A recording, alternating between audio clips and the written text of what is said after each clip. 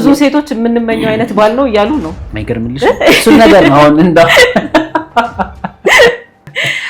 ምግብ በደንብ ታበስላለህ? ያውም የድግስ ገንፎ ማገንፋት፣ ሹሩባ መስራት፣ ሙሽራ መፈሸን፣ የጽዳት ባለሙያ ነህ፣ ትሰራለህ። የፍቅር ጥያቄ መጥቶልሃል አሉ። ግን ቆፍጠን በላለች። እኔ እናቴን ሳደባለሁ ልክ ካልሆነች። ምን ያዝናናዋል? ቤተክርስቲያን ማልቀስ የሚያዝናና ከሙዚቃ ውጭ ማለት ምን እኔ ዝም ካልኩ ብዙ ነገር ይመጣብኝ ወደ አይምሮዬ እና ሙዚቃ ነው ከፍቶ ተለብኝ ምን መስዋዕት አልፈልግም። በዚህ አጋጣሚ በጣም ይቅርታና እኔ መዝሙር ስከፍት ራሱ እንትን ነው ይመጣብኝ ችግር ነው እንትን ጥላሽ ጣን ያሳደገችኝና ስለዚህ የጠላ ሙያውን እዛ ተማርክ። ተበድራ እንደላከችኝ ያውቃል። ተደግሶ ቀረ? ተደግሷለሁ። አልሄድኩም። ብሄድላት ባቅፋት በስሟት ልጅ የተመረቀ ብላ ብታይም ደስ ይለኛል። የፍቅር ጉዳይ መሆን አለበት ይሄ ነገር ነው። እግዚአብሔር ይመስገን። እናትን በደንብ ነው የማውቀው፣ ማጣትን በደንብ ነው የማውቀው፣ ራብን በደንብ ነው የማውቀው። በጣም ያዘንክበት አጋጣሚ ምንድን ነበር? የተደሰቱባቸው ቀናቶች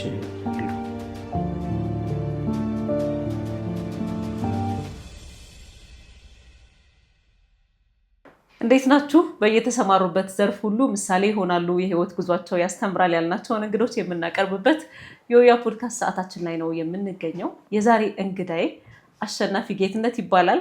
የማትጠብቁት አይነት እንዴ ወጣት ሆኖ ወንድ ልጅ ሆኖ እንዴት የሁላ ሙያ ከየት ተምሮት ነው እንዴትስ ነው ደፍሮ እንደዚህ አይነት ስራ ውስጥ የገባው የምትሉበት በእኛ ሀገር የስራ ባህል ለሴት ለወንድ ተብሎ የሚከፋፈለውን ስብር አድርጎ በደንብ እየታተረ እየሰራ ያለው ለብዙዎቻችን ምሳሌ መሆን የሚችል ወጣት ነው። ብዙ ነገር እናተርፋለን ብዬ አስባለሁ። ከአሸናፊ ጋር ማደርገውን ቆይታ ነው ማስመለክታችሁ። አሹ በጣም ነው ማመሰግነው እንግዳችን ስለሆንክ። እኔም አመሰግናለሁ ስለጋበዛችሁኝ። በደፈናው እንግዲህ እያወራው ነው ምን ምን እንደምትሰራ ሶሻል ሚዲያ ላይ ብዙ ሰው ያውቃል ብዬ አስባለሁ። አሁን ላይ በተለይ በደንብ ብዙ ጎበዝ በርታ የሚሉ አሉ፣ ሌላ ኮሜንት ከሚሰጡትም በተጨማሪ ማለት ነው። እና አሸናፊ ይሄንን ማንነት እንዴት ነው የገነባው? መቼስ የሆነ ሰው ብድግ ብሎ የሁላ ሙያ ሊችል አይችልም፣ የሁላ ስራ ደፍሮ መስራት አይችልም። እና እንዴት ብታድግ ነው? አስተዳደግ እንዴት ነበር? እስኪ ወደ ልጅነት ልመልስን። እሺ፣ እድገቴ እንደማንኛውም ኢትዮጵያዊ ልጅ ነው ያደግኩት። ተጫውቼ ሰርቼ ማገዝ ያለብኝን አግዤ ነው ያደግኩት። ግን እናቴ ትልቁን አስተዋጽኦ አድርጋለች። ልክ የዚህ አይነት ስራዎችን መስራት እንድችል ወይም ደግሞ በራሴ እንድተማመን ጥሩ ኮንፊደንስ እንዲኖረኝ አድርጋለች። ይሄ ምንድነው? እናቴ ምንም ነገር ሳይሰብራት ድህነትም ችግርም ማጣትም ጥላሽ ጣን ያሳደገችኝ እና ስለዚህ የጠላ ሙያውን እዛ ተማርክ። እሷ ጋር ነው የተማርኩት። ጠጅ ትጠምቃለህ፣ ጠጅ ትጥላለህ ነው የሚባለው። ምግብ በደንብ ታበስላለህ? ያውም የድግስ ገንፎ ማገንፋት፣ ሹሩባ መስራት፣ ሙሽራ መፈሸን፣ የጽዳት ባለሙያ ነህ፣ ትሰራለህ። የሚገርም እኮ ነው። ግን እግዚአብሔር ይመስገን በጣም እግዚአብሔር ይመስገን። ይሄን ሁሉ እንድችል ችዬ አይደለም፣ እግዚአብሔር ስለፈቀደ ነው እንጂ አቅሙ ኑሮኝ አይደለም። ለሁሉም ነገር እግዚአብሔር መሰረት ነውና እግዚአብሔር ይመስገን። አንድ 5 አይነት ስራዎችን እንትን አድርጌ መስራት እችላለሁ። አሁን ላይ ባለሁበት። አሁን ላይ እየሰራህ ያለው የትኛው ነው? እስኪ ደረቅ ቆሻሻ ጽሕፈት ቤት አስተዳደር ሰራተኛ ነኝ። የመንገድ ጽዳት ባለሙያ ነኝ። የሴቶች ቤት ለቤት አብዛኛውን የሹሩባ አገልግሎት ነው የምሰጠው። ለአጋጣሚ ሲመጡ ሙሽሮችን መሞሽራለሁ። ከዚህ ባሻገር ደግሞ የምግብ ጠጅ፣ ኬኔቶ፣ ጠላ አዘጋጅቼ ለባለደጋሾች አስረክባለሁ፣ ደግስላቸዋለሁ ማለት ነው። አሻሮ ስትቆላ ይቻላል። ያው ዞሮ ዞሮ እየጠላው አንዱ አካል ነው አይደል? እንዴት ነው ግን የለመድከው ይሄ ሁሉ ስራ? የምርም ታይ ነበረ ከስር ከስር እና ሲሰሩ በደንብ። እሱም ብቻ አይደለም፣ እኔ ማንኛውንም ስራ ማወቅ መልመድ ፈልጋለሁ። አይተሽ ከሆነ አብዛኛውን ጊዜ እኔ የእጅ ስራዎችን ምናምን ሞካከራለሁ። ያ በደንብ ነው የምሰራው ሁሎችንም ነገር። ይሄ ቁጭ ከማለት መሞከርን እንፈልጋለሁ፣ ቁጭ ከምልባቸው እንጂ እንደ በተማርኩበትም ተቀጥሮ መስራቱ ምናምን ነገር ብዙ እንትን ሆኖ አይደለም፣ ሩቁን አይደለም። ግን ይሄ ያው ኢንተርፕረነር አይደለም፣ ስራ መፍጠር አለብን ግዴታ። የተማርንበትን ብቻ መጠበቅ አይጠበቅብንም። የተገኘውን አጋጣሚ ወደ ስራ መቀየር ነው እና እኔ ሰፈር ውስጥም በአካባቢዎችም እንደዚህ አይነት ፕሮግራም ሲደረጉ ምናምን እየሄድኩ አግዛቸዋለሁ።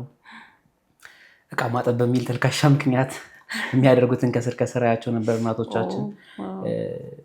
ከትምህርቱ በላይ እናቶቻችን በጣም ባለሙያዎች ናቸው።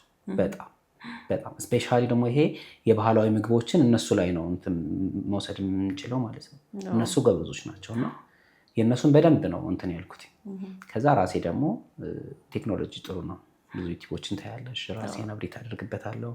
ከዛ ወደ ዘመናዊ ወደ ጥብስ ምናምን ነገር ስገባ እነሱንም ያው የራሴንም ግኝቶች እየጨማመርኩባቸው አሪፍ የሆነ ስራ ወጥቶኛል ማለት ነው። በጣም የገረመኝ ነገር ደግሞ ወደ ጎንደር ጋይንት አካባቢ ነው ተወልደህ ያደግከው።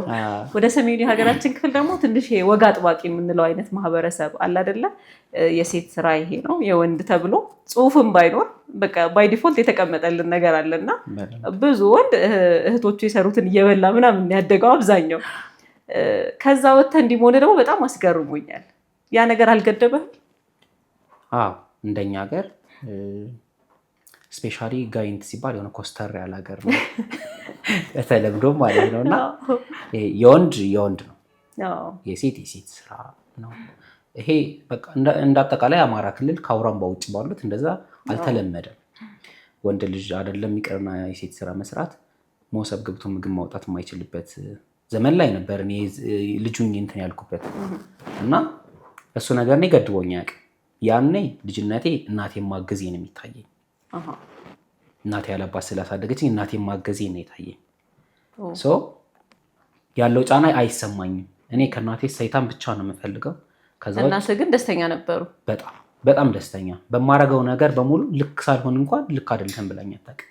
ልክ ነህ ግን ይህችን እንዲህ ብታደርጋት የሆነ ማስተካከያ ነገር ነው ለቀጣይ የምትነግረኝና እንትን ብዬ አላውቅም። ይሄ ከሰው ሰምቼም አላውቅም። የሚነግሩኝን ነገር እንዴት አደርጋለሁ እንዲህ ምናምን ይላሉ። ምን ይሉ ነበር? ያኔ ያንተ ወንድ አይደለ እንደ ወንድ ስራ ሰራ። እኛ ጋር እንጨት ይሰበር ነበር። ወጣ ብለን ከትንሽ የከተማ ነች፣ ከሷ ወጣ ብለን እንጨት ይሰበራል፣ እንጨት ይለቀማል አይነት ነገር ነው። እንጨት ሰበራ ነው የምንለው በእኛ እንግዲህ አላውቅም።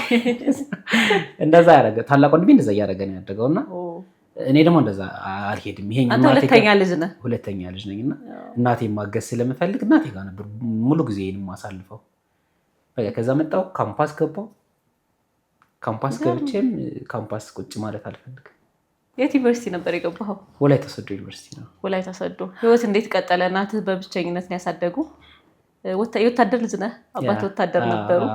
ብዙ ጊዜ እኛ ጋር አልነበረም። ምን ያሁን እንዴት ነው አንዳንዴ የአባትነት እሱ በወታደር ቤት ነው አብዛኛውን ጊዜ ያሳልፈው። ከሆነ አመት በኋላ ይመጣል፣ እናየዋለን፣ ይሄዳል መልሶ። የአባትን ፍቅር አሁን ፕሌይ አላውቅም ስቲል ነው እስካሁንና እዚህ መጥቶ ነው ቤቱ ያረፉት። ግን አብዛኛው ጊዜ ከእናትህ ጋር ነው ያሳለፍከው? ከእናቴ ጋር ነው ያሳለፍኩት። ስለዚህ ጠላ እየሸጡ 3 ልጆችን አሳደጉ በደንብ። ዩኒቨርሲቲ ስትገባ አንተ ከሳቸው ብር መጠበቅ አትችልም፣ ታውቃለህ የእናትህን ጓዳ፣ አቅማቸውን፣ ልፋታቸውን። ስለዚህ እዛ ደግሞ ሌላ ስራ መስራት ጀመርክ። ስለ ቆይታ እናውራ። እንዴት ነበረ የዩኒቨርሲቲ ቆይታ? ምን ትሰራ ነበረ? እናቴ ወደ ዩኒቨርሲቲ ስልከኝ ሳንቲም ከሰውም ቢሆን ብዙ አልነበራትም እና የሆነ ጊዜ በደንብ ተበለሻሽቶ ነበር እዛ ያለው ስፔሻሊ ከአባቴ ሞት በኋላ ምናምን ነገርና ህይወት ከባድ ሆነ። ለእሷ ትንሽ ከብዷት ነበርና በጣም ጠንካራ ናትና በጣም ከብዷት ነበር። ከዛ ግን ከሄድኩኝ በኋላ ተበድራ እንደላከችኝ ያውቃሉ። ተበድረው ነበር ወደ ዩኒቨርሲቲ የላኩ? ተበድራ እንደላከችኝ ያውቃለሁ። እና ለእናቴ እንትን ማለት አልፈልግም፣ ጫና መሆን አልፈልግም። ትንሽ ትልክልኛለች ግን እዛ ሁኜ ያገኟቸውን አጋጣሚ ወደ ስራ ነበር የምቀይራቸው። መስተንግዶ ስራ ነበር፣ ማታ ማታ እንደ ባር ነገር፣ ምሽት ቤት ነገር ማታ ማታ ጊዜን ስለማይጨርስብኝ ያው መጠጥ ቤት ማለት ነው። ዞሮ ዞሮ ታስተናግዳለህ። እንዲህ የወራዊ ተከፋይ ሁኛ አይደለም፣ ወራዊ ተከፋይ ሁኛ አይደለም። በገባህበት ነው የሚከፈልህ? የሚመቸኝ ቀናቶች አሉኝ፣ የማይመቸኝ ቀናቶች አሉኝ። ልጅቷን ማቃት ናት የሀገራችን፣ እሷ ወሎ ነች። ያው እዛ ይሄ ራቅ ያለ ቦታ ስንገናኝ ደስ ይለናል። ከሆነ አካባቢ የመጡ ሰዎች ምናምን እያል እንዲንገና፣ እሷ ወሎዬ ነች፣ እኔ ጎንደሬ ነኝ። ግን እሷ ጋር ሂጅ እንትን እላለሁ ሳስተናግድ ምናምን የካርድ እያለ ትሰጠኛለች። በዛ ነው ቀን ማለት ነው፣ የዛ ነው ዕለት። እና እሱ ነገር ትንሽ ብር በእኛ ጊዜ እንግዲህ የዛሬ 7 ዓመት ምናምን 100 ብር ራሱ በጣም ዋጋ አለው። ትንሽ አይደለም ለተማሪ በደንብ ቢያንስ የሻይ ይችላል፣ የሆነች የኮፒ ነገር ይችላል። ከዛ በላይ በደንብ ነው የሚችለው። በዛ ሰዓት ወላይታ ደግሞ ኑሮ በጣም ጥሩ ነበር፣ አትክልቶች ይበዛሉ እና ጥሩ ነበር። በደንብ ነበር እንትን የምልበት እና ቁጭ አልልም። ኩክ የሚደረግ ከሆነም ቀን ቀን ደግሞ ምግብ ይጨበስልላታለሁ፣ አግዛታለሁ። በቃ ከዛ ይሄ ምንድነው ቅጥረኛ እንደሆንኩም ገባኝ። የሆነ ጊዜ ያው ስሰራ ይሰጠኛል። እዛው እሷ ጋር ሄጄ ባስተናገድኩ ቀን ይሰጠኛል። ለሰላምታ ሲሄድ አይሰጠኝም። ስለዚህ ብር መቼ እንደምትሰራ ገብቷል። ስለዚህ መስራቴ ነው ከማዘን ሳይሆን ለምትሰጠው አገልግሎት ነው የሚከፈል። ያንን አመንክ? እረዳለሁ። እኔ ስለሰራው ነው የተሰጠኝ፣ ስላገዝኳት ነው የተሰጠኝ እና ያም አጠንክሮኛል። ሰርቶ መቀየር እንዳለ ከዚህ ውጭ በቤተክርስቲያን ህይወቴም ኦርቶዶክስ ተከታይ ነኝ እና ጠንከር ያልኩኝ ነኝ። ጠንከር ብዬ ግን እዚህኛው ያለውን መጉዳት አልፈልግም። ቺንዋንም ብር ማጣት አልፈልግም። የብሯ ነገር ጭፈራ ቤት ታስገባሃለች። የነፍስ ጉዳይ ደግሞ መልሳ ደግሞ ወደ ጉባኤ ደግሞ ደስ የሚል ላይፍ አለው ስለኛል። እሱንም እፈልገዋለሁ፣ ይሄኛውንም እፈልገዋለሁ እና ካምፓስ እየወደድኩት እየናፈኩት ሳልጠግበው ነው የወጣሁት። በእውነት ብዙ ሰው እኮ ከብዶት ምናምን ነው የሚወጣው። በፍጹም እኔ ወላይታን በጣም የምወደው ሀገር ነው። ካምፓስ በጣም ነው የምወደው። እየፈለግኩት ነው የወጣሁት ሁላ።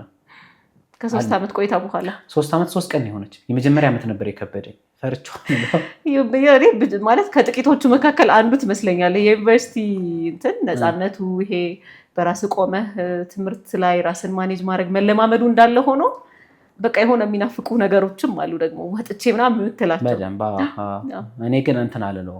ይሄ ምንድነው ሁላ እዛ የመቆየት እድሉ ቢኖር ነበር የምትመኘው። የስራ እድል ቢኖርልኝ እዛው ብዬ ይመኝ ነበር። ስመጣ ግን ያው እንደጠበቅኩት አልነበረም። እዛ የነበረ ቆይታ በዚህ መንገድ አለቀ። ስለዚህ ቢያንስ እናትን ለሆነ ለኮፒ ምንም ብለህ የምታስቸግረው ነገር አልነበረም። ራስህን ችለህ አለፍከው ማለት ነው። ያ ለግራጁዌሽን ስትመጣ እንደውም ሀገር ባህል ልብስ እኔ ነኝ የገዛሁላት።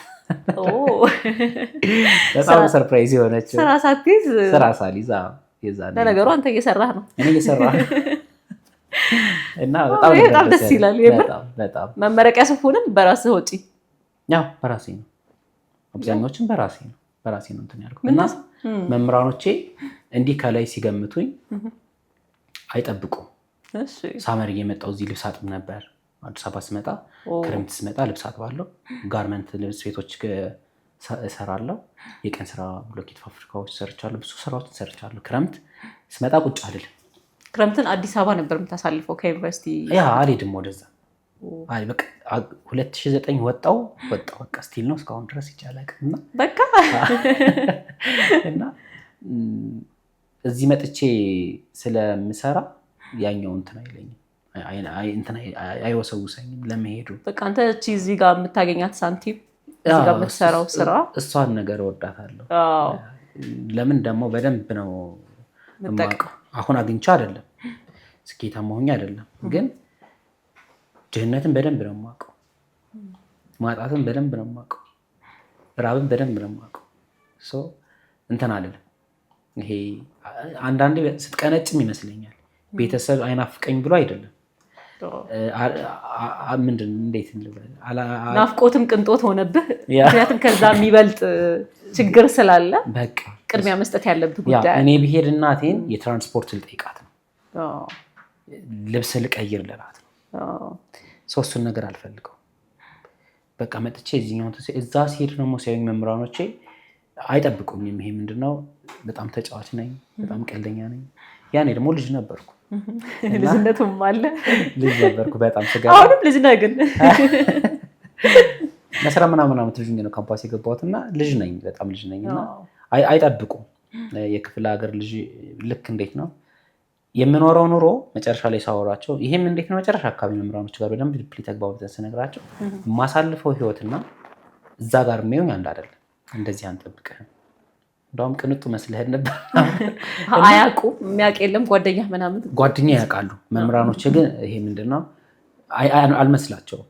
በዚህ ጥግም ተቀራርባችሁ ላታወሩ ትችላላችሁ። በጣም ተግባቢ ነኝ አልኩሽ። ግባባለሁ፣ በደንብ ግባባለሁ እና በደንብ አውቃቸዋለሁ ሁላቸውንም እና የራሳቸውን ግምት ነው ያስቀመጡት። አሸናፊ የዚህ አይነት ሰው ነው ምናምን ብለዋል እና መጨረሻ ላይ ስነግራቸው ሁሉ ወይኔ ያሹ እንደዚህ ነው በቃ እኔ ዶክተር ወንድሜን የሚባል መምህር ነበር እንደው እኔ ነኝ አሰባስቤ ሱፉን የምገዛልህ ምናምን ኧረ አያስፈልግም እኔ እኮ እንደዚህ እላለሁ ጀስት አንተ ጋር ያለው ግምት እንዲጠፋልኝ ነው እንደዚህ አይነት ሰው አይደለም የሰጠኝ ግምት ጥሩ ስላልነበረ ማለት ነው የዚህ አይነት ሰው አልነበርኩም እኔ ህይወቴን የማሳልፈው እንደዚህ ነው በቃ እነሱ መጨረሻ ላይ ይሄ ነገር ሲመጣ በደንብ ተግባብተን ነበር እየፈለኩት ነው በቃ የወጣሁት ካምፓስ እየወደድኩት ይገርም ነው ከካምፓስ ወጣ አግሪካልቸር ነበር ያጠናኸው ስትመጣ ከተማ ገባህ አግሪካልቸር አጥንታ አዲስ አበባ ገባህ እንዴት ሆነ የአግሪካልቸሩ ጉዳይ አዲስ አበባ መጣሁኝ መጥቼ እንደምሄድ ነው የማውቀው እውነት ለመናገር ክፍለ ሀገር እንደምሄድ ነው የማውቀው እንደውም በጣም በህይወቴ የተሸወድኩት ያን ቀን ነው እናቴ ፕሮግራም አዘጋጅታለች እኔ ግራጁዌት አድርጌያለሁ እየጠበቀች ነው አልሄድኩም ተደግሶ ቀረ ተደግሷል አልሄድኩም እሱም በአንዳንድ ምክንያት ነው አንዳንዴ ሳታውቂው ለሰው መስዋዕት ትሆኝና ራስሽን ትጎጫለሽ የቅርብሽን ሰው ታሳዝኛለሽ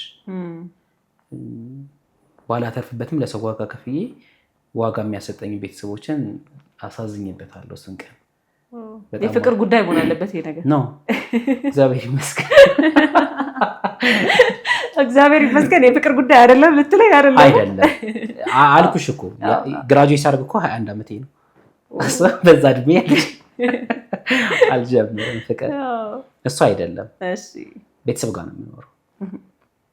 ጋር ነው የምኖረው እና ያው መሄድ አልፈለኩም በዛ ሰዓት ቤተሰቦችም ጥሩ ሙድ ላይ አልነበሩም ያው እኔ ብኖር አስፈላጊ ነኝ እዛ ቦታ ላይ እዚህ በነበርክበት ያን ግራጁዌት አድርጌ እንደመጣሁኝ አስፈልጋቸዋለሁ እኔ ምን ተፈጠረ እሱ ይለፈንና ብቻ መሄድ አልቻልኩም እኔ መሄድ አልቻልኩም ድግሱ ምን ሆነ ታላቁ ወንድሜ ግራጁዌት አድርጓል በነገርሽ ላይ አብረን ነው እኩል ግራጁዌት እሱ 6 ዓመት ቬተርናሪ ሜዲሲን አጠና እኔ 3 ዓመት ካምፓ የ3 ዓመት ዲፈረንስ ነው ያለን አብረን ነው እና እሱ ሄዶ ነበር ስለዚህ እሱ አለ ግን እኔም በጣም እየጠበቁኝ ነበር አንደኛ ነገር እዛ ዝም በየናቴ ጋር እንዲ ሱራውራት ስለሞል አይጠብቁኝም ተመርቆ ይመጣል ይሰፈር ጠብቁኝ እና ስቀርም ደስ አላላትም እናቴ መተባይ ቢያዩህ ደስ ይለኝ ነበር ምናምን አለች ያው አልሆነም ከዛ ታላቅ ወንድምህ ተመረቀበት ማለት ነው በድግስ ተመረቀበት እሺ ምን ተሰማ ግን በሰዓቱ ቅር አላለህ ነው ብሎኛል በስፔሻሊ በእናቴ ብሎኛል ብሄድላት ባቅፋት በስማት ልጅ ተመረቀ ብላ ብታይኝ ደስ ይለኝ ነበር ግን አልሆነም አንድ ቀን ይሆናል ኢሞሽናል መሆን አልፈልግም በነገርሽ ላይ ይሄ ምንድነው ሚዲያ ላይ እንትን ማለት አልፈልግም ያው የእናት ነገር ብዙ ሰው ስሜታዊ ያደርጋል እረዳሃለሁ ቢሆን ደስ ይለኝ ነበር ግን አልሆነም ከዛ ባሻገር ግን ስራዬ ወደ በቃ ቁጭ ብዬ ሳስበው ስራ መስራት እንዳለብኝ ተሰማኝ ከሄድኩኝ አልመጣም ክፍለ ሀገር አንደኛ ነገር ክፍለ ሀገር አግሪካልቸር ለመቅጠር ቅርብ ነው አፈፍ አድርገው የተማረ ሰው አግኝተን ነው እንዴ ብሎ ቅርብ ነው ከሄድኩኝ ደግሞ አልመጣም ካልመጣው ደግሞ እዚህ ያሉት እንትን ላይ ይችላሉ ደስ ምንድነው ያንን ነገር ላይ እንትን ላይ ያልፉት ይችላሉ በደስታ ላይ ያልፉት ይችላሉ እኔ ስኖር ግን ብኖር በደስታ ማለፍ ይችላሉ ያችን ታይም ነው ትንሽ ጊዜ ነው ማስፈልጋቸው የነበረው ቀረው ከዛ አንድ ስራ ባልደር ሰፈራችን የምትኖር ቤተሰብ ነበረችና እኔ ምልህ እኛ ስራ ኮወቷል ጽዳት ለምን አትቀጠር አለች ስለዚህ ወይ እኔ ያላጸዳም አልኩ እንደሱ ምትልኩ በስልማውን ለስራ ያለህ ነገር እንዴት መሰለሽ አሁን ያለውበትን አይደለም ያኔ ግራጁዌት አድርጌ ወጥቻለሁ ከዩኒቨርሲቲ ወጥቻለሁ ስወጣ የምፈልገው ቅጥር ነው እንደዛ ነበር መጀመሪያ በሙያህ ለመቀጠር ነበር ሐሳብ ወይ በሙያዬ ነው እዚህ ሆኜ ከዛ ደግሞ እኔ ትወና ውስጥ አለመግባቴን አስቤው አላውቅም በወቅቱ ተዋና የመሆን እቅድ ነበር የነበረ ወይ በደንብ እዛ ካምፓስ ያለን በደንብ ሰራ ነበርና እዛ ውስጥ ራሴ እንደማላጣው አስቤ አላውቅም ከዛ ከትንሽ ጊዜ በኋላ ከሀገር እንደምወጣ እርግጠኛ ነበርኩ ስለዚህ የምን ጽዳት ነው የምትወጪው ከዛ እንዴ ለምን አልፈል እንትና አንደኛ ነገር አፈር ነው አደጋ ነው ስራው በራሱ በቃ አደጋ ነውና ራሴን ፈልገዋለሁ ይሄ አፈር ሲሆን ለቤት ብርዱ ፀሐዩ ምናምን ነገር አረኔ የምቸኝ አልሰራም ማለት እንደሚያበላሽ እግዚአብሔር ይመስገን ያኔ ደህና ነበርኩ እንደነበርኩ እንደዚህ ፀሐይ አፈራኝ የምትልበት ሰዓት ነበር ነው አላጠቋቆረንም ፀሐይ ምንትን አላልን በቃ አይ ይቅርብኝ እሱ ነገር አልኩ እሺ ችግር የለውም ስራው ቢከብድም ክፍት ጊዜ ግን አለው ግማሽ ቀን አትሊስት አለው ምናምን ትለኛለች። ይቅርብኝ። ከዛ እኔ ስገባ ደረጃ 8 የነበረው ሴክተሩ እኔ በምገባበት ሰዓት ደረጃ 3 ነው ወረደ። ጭራሽ ደሞዙ 1600 ብር ሆነ። እኔ ስቀጠር ምን ሀሳብን አስቀየረህ ለመቀጠር? እምቢ ብለህ ነበረ? ከዛ እንዴት ነው ሳስበው እዚህኛው ቁጭ ብዬ ምን አደርጋለሁ? እዛ ቤት ለምሳሌ 1 ዓመት ማስፈልጋቸው ከሆነ 1 ዓመት አትሊስት ልስራ። በቃ እነሱንም እያገዝኩኝ ይሄ ግማሽ ቀን ስላለ እዚህም ትሰራለህ እዛም ቤተሰብ ታግዛለህ። በቃ እንደዛ አድርጌ የሆነ ሀሳብ መጣልና ለምን እንደዛ አልሞክረው? እግዚአብሔር አምላክ ፈቀደና አለፍኩ። በፈተና ነው? እኔ በፈተና እንደሆነ እራሱ አላውቅም። በፈተና ነው። ምን ተፈተንክ? ምንድን ነበረ መስፈርቱ ያኔ የሚፈልገው? የሚያስፈልገው መጀመሪያ 3 ዓመት የስራ ልምድ ጽዳት ያስፈልገዋል። ከየት አመጣህ ያን? እሱ በነገሮች ላይ እንዴት መሰለሽ የመጣው እኔ ኦቢሲ የሚባል ድርጅት አለ ሀገሬ ላይ እኛ እዛ ጎንደር ስንማር ማለት ነው። ኦቢሲ የሚባል ድርጅት አለ። ድርጅቱ ይሄ ወላጅ አልባ ህጻናትን ያሳድጋል። FHI ነው የምንለው ይዛኔ የነበረው እና እነሱ ወረቀት ጽፈውልኛል ፔፐር ወደ አሲስት እንድደረግ ካምፓስ ገብቼ አትሊስት የሃንዳውት እንዳልከፍል ምናምን የሆነ ነገር ብቻ እንደዛ እንዲሆን ተብሎ ነው ወረቀቱ የተሰጠን። ሄድኩኝ። እንደሄድኩ ላይ ተሰዶ ምን አለ መሰለሽ ፑል ማጫወት አለ፣ ጽዳት አለ። እነኚህን ሰዎች አደራጅቶ የሆነ ሳንቲም እንዲያገኙ ያደርጋል። ከዛ እኔ በምን ተቀጠርኩኝ? የዛኔ ጽዳት ወሰዱኝ የዛኔ ማለት ነው። ጭራሽ ከዛ ግን ስወጣ የስራ ብዙ አለ። ይሄ ምንድነው ጸረ ሙስና፣ የሰላም አርማ፣ ኢንተርፕረነር የሚሰጡ ሰርቲፊኬቶች የሉሽም? እንደዛ ስንቀባበል ከዛ ምን አሉ ይሄ 3ቱ ሰርቲፊኬት የ1 ዓመት የስራ ልምድ ሊሆን ይችላል የሚባል እንትን ሰማሁኝና ከዛ እንዲህ ከሆነማ 3 ዓመት የሰራሁበት ይጽዳት አለኝ። እሱን ለምን አልጠይቃቸው? 1060 ብር እየተከፈለኝ ነው የዛኔ የሰራሁት። አገር ቤት እያለህ ነው? ዩኒቨርሲቲ ከዩኒቨርሲቲ 3 ዓመት የስራ ልምድ ይዤ የወጣሁት። ምንድን ነበር የምታጸዳው እዛ? ፍሎሮቹን ዩኒቨርሲቲውን ራሱ ያ አካባቢ ምናምን አጸዳ ነበር እና እግዚአብሔር ይመስገን። ስለዚህ ያ የስራ ልምድ እዛም እያለ የኪስ ብር ሆነ ወጥቶ ደግሞ ያው ለእንጀራ ገመድህ ትንሽ የሆነች አስተዋጽኦ አደረገ። ለዛም ነው ወላይታን የምወደው። በጣም ጥሩ ሀገር ነው። በጣም እግዚአብሔርን ነው የምልሽ። በስፔሻሊ ለእኔ አላውቅም እንግዲህ ስንት ኪሎ ሜትር አቋርጬ ነው ከጎንደር ጋይንት። ለመጀመሪያ ጊዜ ነው የወጣኸው ከጎንደር? ያኔ አዲስ አበባ መጣ ነበር። የኤሌመንታሪ ክላስ እያለሁ መጥቼ መስተንግዶ ሰራለሁ ምናምን፣ ቀን ስራ ሰራለሁ። ክረምት አልቀመጥም እኮ ሀገሬ። ይገርም ነው። ግን ከአዲስ አበባ ወጥቼ የሄድኩት ወደዛ ነው። አዲስ አበባም ሳላርፍ ቀጥ ብለን ያለፍነው ወደዛው ሄድ ነው። ይህንን በምትሰራበት ጊዜ የገጠመህ ነገር የለም? በልጅነት በተለይ መስተንግዶ ማትረሳው የጠቀመ ሊሆን ይችላል፣ የተናደድክበት፣ የተደሰትክበት? ሲጀመር የዛኔ በጣም ልጅ ነኝ እና ያን ያህል የሚቀጥሩኝ ሰዎች ራሱ እንትን ነው የሚሉኝ፣ ሰፖርት ነው የሚያደርጉኝ፣ ደስ ነው የሚላቸው፣ የሚያግዙኝ ናቸው። ጎበዝ በቃ በርታ ምናምን ነገር ያለ አቅሜ ስራዬን እንኳን ጫና አድርገውብኝ አያውቁም። ወላይታ ሶዶ በነበርክበት ሰዓት ማህበረሰቡ፣ አካባቢው ምን የተለየ ነገር ታዘብክ? ወላይታ ስታስብ ነው ይመጣው የምትወድለት ነገር ምንድን ነው? ከዛ አካባቢ የዋህነታቸው አይደል? በጣም የዋህ ናቸው። የሚገርምሽ በደንብ ነው ያስመረቀው። ማውቃት ነበረች የወላይታ ሰው በደንብ ነው ደግሳ ያስመረቀች። ከነ ቤተሰቦች ጓደኞቼን ጥራ ተብዬ በደንብ ተደግሶ የዋህ ናቸው። ለዛ ነው አልሄድ የምትለው። ደግሰው አስመርቀው አሁን ያዘኝ እንጂ በየዓመቱ ሄድ ነበር በአጋጣሚ ሄድ ነበር። የሆነ ምክንያት ካገኘው ሄድ ነበር። አሁን ግን የስራ ሁኔታ ያዘኝ እንጂ በጣም ነው የምወደው። ስለዚህ እዚህ በጽዳት ሰራተኝነት በስንት ብር ተቀጠርክ ማለት ነው? በ1600 ብር። የዛሬ 6 ዓመት 2012 በ1600 ብር ተቀጠርኩኝ። እንዴት አገኘው? የመጀመሪያ ቀን የሰራህበት ቀን ምንድን ነበረ ስሜት? የመጀመሪያ ቀን በጣም እንደዚህ ነው ስራው አልኩ። ቀለለብህ? ዝናብ አካፍቷልና እሺ ዘንቧል። ሲዘንብ አይጠረግም። ፔስታል ወረቀት እየለቃቀም ነው የምንሄደው። ደስ አለኝ። የቤት ገብቻ አላስቀምጣቸው አልኩ። ስራዬ ይሄ ነው ስራው፣ ይቺ ነች ምናምን አልኩ። ደስ አለኝ። በቃ አሪፍ ሆነልህ። በመጀመሪያ ቀን አላስደነገጠህም? በማግስቱ በቃ ወደዚህ ባዞሮ መጥረግ ይሆን አልችልም፣ ወደዚህ ብዞር ጎድኔ ጀርባ እንዳለ ታመምኩ፣ እንዳለ አልቻልኩም። ከዛ በኋላ ግን ያው ቀስ በቀስ ይለመዳል። ለምደሹም ግን የሚለመድ ስራ አይደለም። ከባድ ነው በጣም። የምትሰጭ እንዴት መሰለሽ? እኔ ደግሞ አንዳንዴ ሁሌ እላለሁ ይሄ መስሪያ ቤት ሴክተራችን ደረጃ 3 አይገባውም ነው የሚለው። ለምን? ጊዜያችን አይደለም የምንሰጠው። ማንም ሰው ሲቀጠር የሆነ ቦታ ላይ ጊዜውን ነው የሚሰጠው፣ እውቀቱን ነው እንትን ሰፖርት ሊያደርግበት የሚችለው። እኛ ግን ህይወታችን የመኪና አደጋ አለ፣ በሽታ ሊያጋጥምሽ ይችላል። የሰው ሶፍት ነው የምታነሻው። ይሄ ራስሽ በደንብ ካልተጠነቀቅሽ አደጋ ነው፣ በጥቅሉ አደጋ። ሌሊት ነው የምትወጪው፣ አውሬ ሊኖር ይችላል። እሳት ነው የምትወጣው። ግዴታ መስመር ላይ 10 ተኩል መገኘት አለብሽ። ግዴታ መስመር ላይ የተመደብክበት አካባቢ ማለት ነው። ቦታዋ ላይ 10 ተኩል ስራ መጀመር አለብሽ ሌሊት። ይሄ ማለት ከሩቅ በትመጭ ከሆነ እስከ 9 ሰዓት መነሳት አለብሽ ከቤትሽ። በዛ ሰዓት ትራንስፖርት የለም፣ በግሽ ነው እያቆራራች የምትሄጂው። በጣም ከባድ ይሄ በጣም ከባድ በጣም እና ዋጋ የምንከፍለው በቃ ህይወታችንን ነው የምንሰጠው። ህይወትሽን ለምትሰጪው ደግሞ አለ ነው ክፍያው ደግሞ በጣም ትንሽ ነው። በጣም በጣም አሁን 6000 በማሻሽ 6000 ምናምን ገብቷል።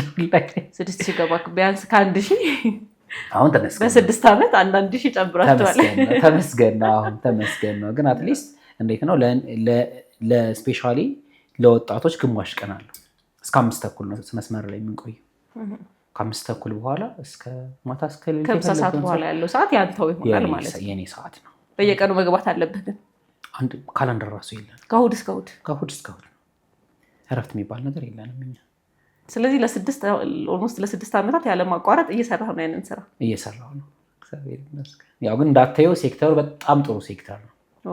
ስፔሻሊ የእኛን ወረዳ ደግሞ በተለይ ለእኔ በጣም ጥሩዎች ናቸው።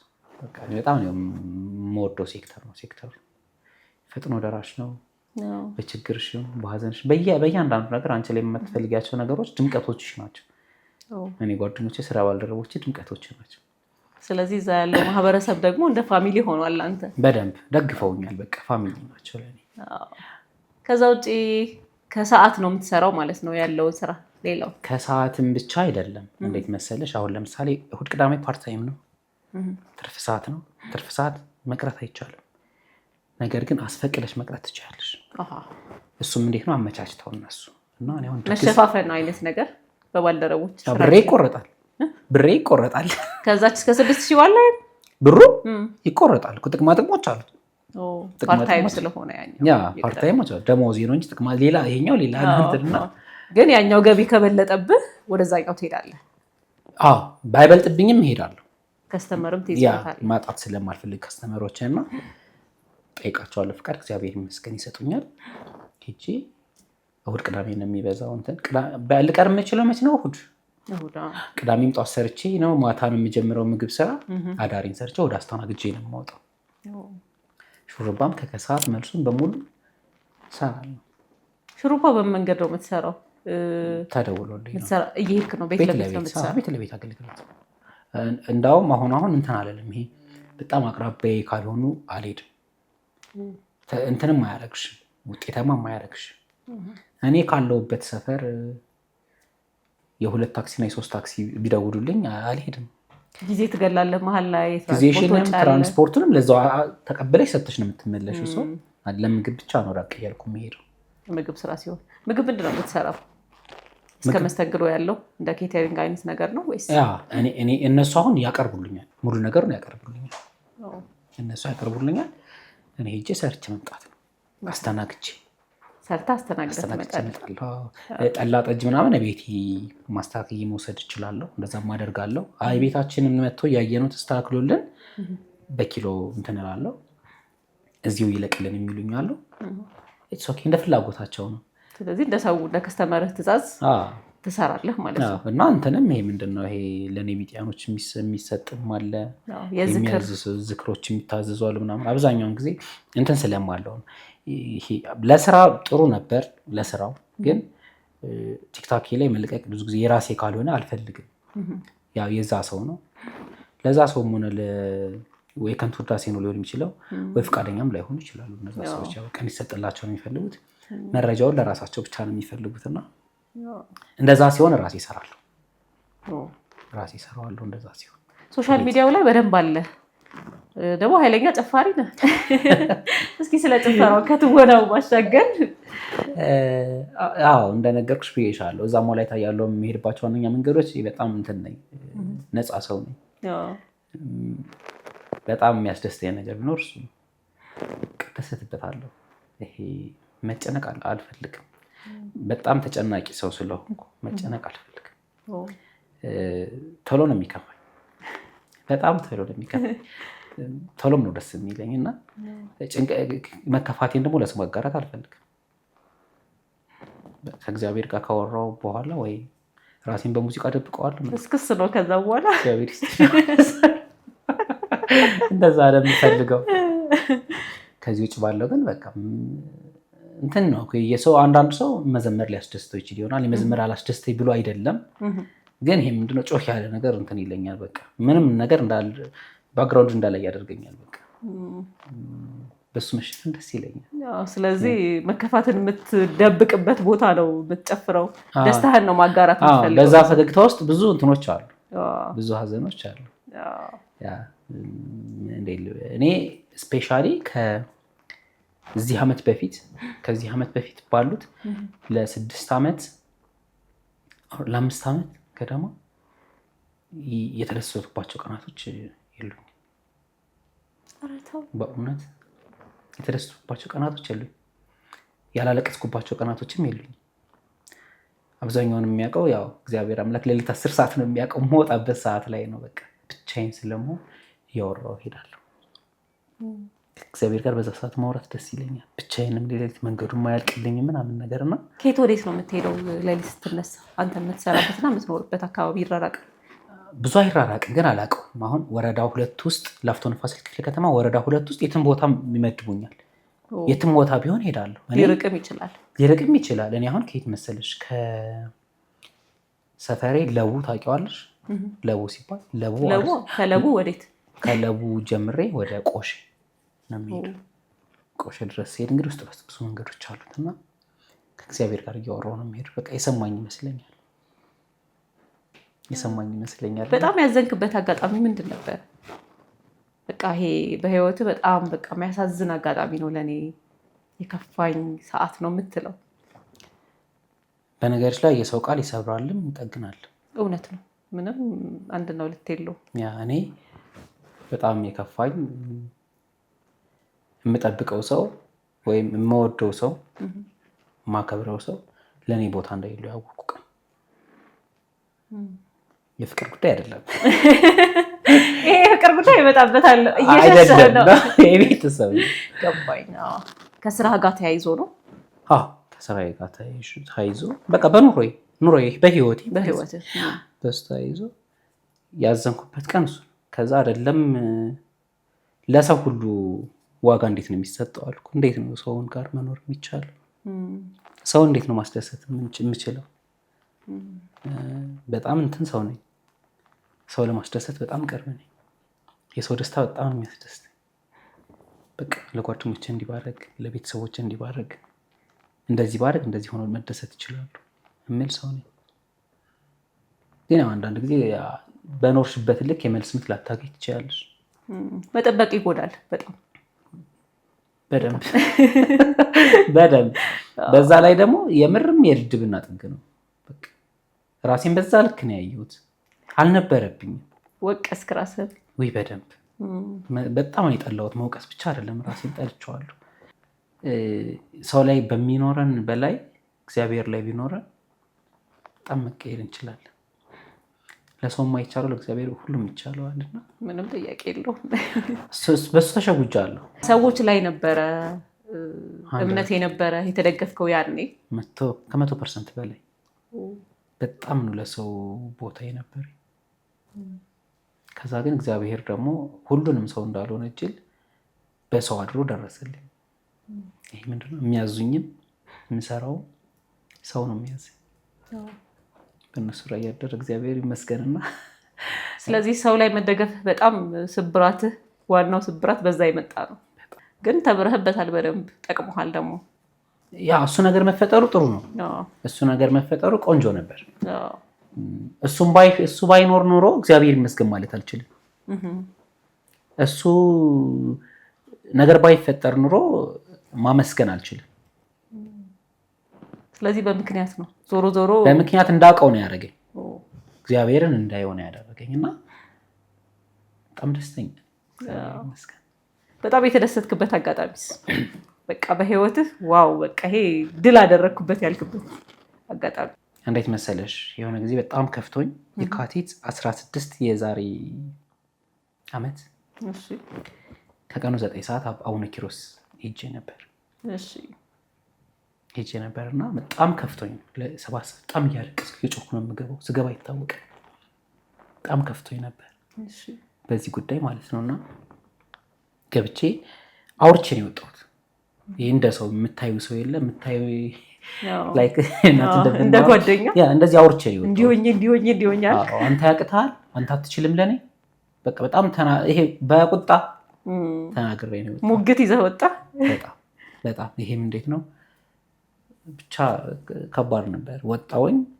ሰፈር ያልደረስኩም ስልክ ሲደወልልኝ ያጣሁትን አገኘሁ በዛ ስልክ። ወዲያው ተመለሰልኝ። እግዚአብሔር ምን አይነት ድንቅ ነህ! ለካ እንዲህ ማድረግ ትችላለህ። ነው አይዳ ምን እንደምል አላውቅም።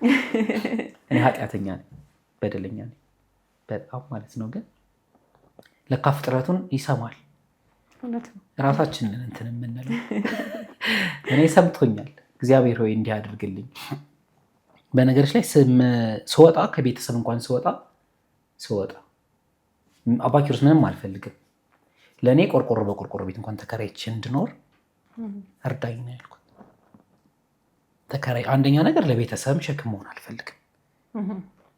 ሁለተኛ ነገር ደግሞ እስከ መቼስ እንደዛ ትቀጥያለሽ? ለእነሱም ላልመቻቸው እችላለሁ፣ እኔም ላይመቸኝ ይችላል። እነሱ ደግሞ ሊመቻቸው ይችላል፣ እኔም ሊመቸኝ ይችላል። ግን ይሄ ልክ አይደለም። በቃ ራስን መቻል ትፈልግ ነበር ከሆነ ጊዜ በኋላ። ከዛ በፊትማ አልፈልግም። ተመችቶ ነበረ። ተመችቶ ሳይሆን ምንድነው ለደቂቃ መራቅም አልፈልግም። በቃ ህይወትህ ቤተሰብ ላይ ጥገኛ ሆኗል። አልፈልግም። በቃ በጣም አንደኛም ከፍቅርም አንጻር ነው። በጣም ነው የምወዳቸው። ግን አልጠይቅም ብዬ ነበር ዝም ያልኩ የነበረው ስትል ቀርቶ ነው ልልህ ነበር። አሁንም አልጠላቸውም። ግን ያኔ የነበረው እንዲች መሸሽ እንኳን አልችልም። ላይፌ እንደዛ ነው። ከጽዳት ቤት ሾርባ እንደዚህ ነበር የምኖረው። ወጣሁ። እግዚአብሔር ቸር ነው የሰጠኝ ራሱ ያልኩትን ነው። መጀመሪያ ስወጣ ቆርቆሮ በቆርቆሮ ቤት ነው እንደውም ሰፈራችን ውስጥ ያገኘሁት ኪራይ። ወይኔ ብሎኬት ቤት ብዬ በተመኘው አላልኩም። ይዘልሽ ምን እምነት አለኝ መሰለሽ? እግዚአብሔር አምላክ እንድንኖር የተፈቀደልን ዛሬ ነው። ዛሬ ስለኖር እኔና አንቺ ማውራት ይችላል። ነገ ምን እንደሚፈጠር አላውቅም። ማንም አያውቅም። እኔ ደግሞ ዛሬ የማድርበት፣ የምተኛበት፣ የምለብስበት፣ የምበላበት ገቢ ይኖራል። ያቺ ቆርቆሮ በቆርቆሮ ቤት አስተኝታኛለች እና እስቲል ነው አሁንም እዛ ቤት ነው ያለሁት። ቅንጡ ህይወት ማንም አይጠላም፣ ግን ደግሞ ነሰሳሪ አይደለም፣ አስፈላጊ ግዴታም አይደለም። የራስሽ ነገር ቢኖረም ሁላችንም እንፈልጋለን። ያለህበት ቦታ እስከተመቸህ ድረስ እና እስከተቀበልከው ድረስ። ግን እንዴት እስከመቼ እንደዚህ አልፈልግም። ለምን እየለበስኩ ነው፣ እየበላው ነው፣ እየጠጣው ነው፣ የቤት ኪራይ እየከፈልኩ ነው። ጤነኛ ነኝ፣ እሰራለሁ። በጣም የምፈልገው ደግሞ ከሰው የምሰራላቸው ሰዎች ላይ ጥሩ ምላሽ ነው ያለ፣ ጥሩ አመለካከት። እግዚአብሔር ይህን ያደረገን አምላክ ለምን ብሎኬት ቤት አልሰጠኝ፣ ለመኪና አልኖረኝም አልለው። ደግሞ እንደዚህ ሰርተህ ይኖርሃል እንጂ እሱ እግዚአብሔር ፍቃድ ነው። እግዚአብሔር ከፈቀደ ምንም ነገር ነው አልኩሽ እኮ፣ ምንም ነገር ይሆናል በሱ እምነት ካለ። ለምን አሁን ያኔ የነበረ ግምት አልኩሽ። እኔ በዚህ ሰዓት እኔ አሜሪካ ነበርኩ። እንደኔ ፍላጎት ቢሆን ከምን መጣ ግን ያ ፍላጎቴ? ውጪ የሚለው እያየህ ያደግከው ነገር ነበረ ወይ? እናንተ አካባቢ ብዙ ሰው ወደ ውጭ ይወጣል? አልወጣም። አንደኛ ነገር በሆነ ሰው ትሄዳለህ ተብያለሁ። ያችን ይዘህ ነዋ ትሄዳለህ ተብያለሁ። ከዛ በቃ ምንድነው ሄጃለሁ። እዚህ ያለሁት እኔ ነኝ እንጂ ሄጃለሁ። እና አምናለሁ ደግሞ ነው የሚሉኝ በጣም አማኝ ነኝና ሄዳለሁ ብያለሁ። እሱን መቼ ነበር ይሄን የተባልከው? ኧረ በስመ አብ ቆየ። በቃ ስራ እንደገባው አካባቢ በቃ ትንሽ ብዙም ማለት ከስራ ተመርቀህ እንደወጣ ተመርቄ ወጣሁኝ። 1 ዓመት 2 ዓመት ሰርቼ የዛሬ 4 ዓመት ገደማ እንደዚህ ተባልኩ እና ገና ነው አምናላት 4 ዓመት እስከ 2017 ድረስ እርግጠኛ ነበርኩ። ስፔሻሊ 2017 በጣም እርግጠኛ ነበርኩ አሜሪካ ገባለሁ ብለህ። በስመ አብ በጣም ነበር። ከዛ እግዚአብሔር ለምንድን ነው የማላውቀውን ሀገር እንደምናፍቀው? ሰው እኮ የሚያውቀውንም መናፈቅ ትቷል። እኔ የማላውቀውን ሀገር ናፍቃለሁ። ከዛ ለራሴ እኮ ነው እሺ ልሂድ እንሂድ ልበልና ሳይመቸኝም እኮ ልመለስ እችላለሁ። ወይ አየሩ አልተስማማኝም ወይ ጥሩ ነገር አልገጠመኝም ምናምን። ለምንድን ነው እዚህ? ከዛ እግዚአብሔር እዚህ ሰርቼ እንድቀየር እርዳኝ። ስለዚህ ወደ ውጭ የሚለው ቀረና በሀገሬ ልለወጥ ወደሚለው ቀየርከው ማለት ነው? አልቀየርኩት። አሁንም አለ ቢሆን እድሉ ባገኝ አልቀርም። ትሄዳለህ፣ ግን ውስጤ ላይ የለም። ግን ይሄ እዛ ስጋህ እዚህ ነፍስህ እዛ። ግን ኧረ እግዚአብሔር አይደለም እንደዛ ወደ ቅንጭላቴ መጥቶ አያውቅም፣ መጥቶም አያውቅም። ወጣልህ በጊዜ ብዛት አይገርምሽም? ለቀቀኝ። ግን ማንም የተሻለ ይፈልጋል ብዬሻለሁ። እውነት ነው። ቢገኝ ሄዳለሁ። አንደኛ ነገር እኔ ቲኔጀር ነኝ፣ ጎበዝ ነኝ፣ ጠንካራ ነኝ፣ ምንም ነገር አይገድበኝም፣ ባለሙያ ነኝ። የትኛውንም ስራ ሰርተህ ማለት ትችላለህ።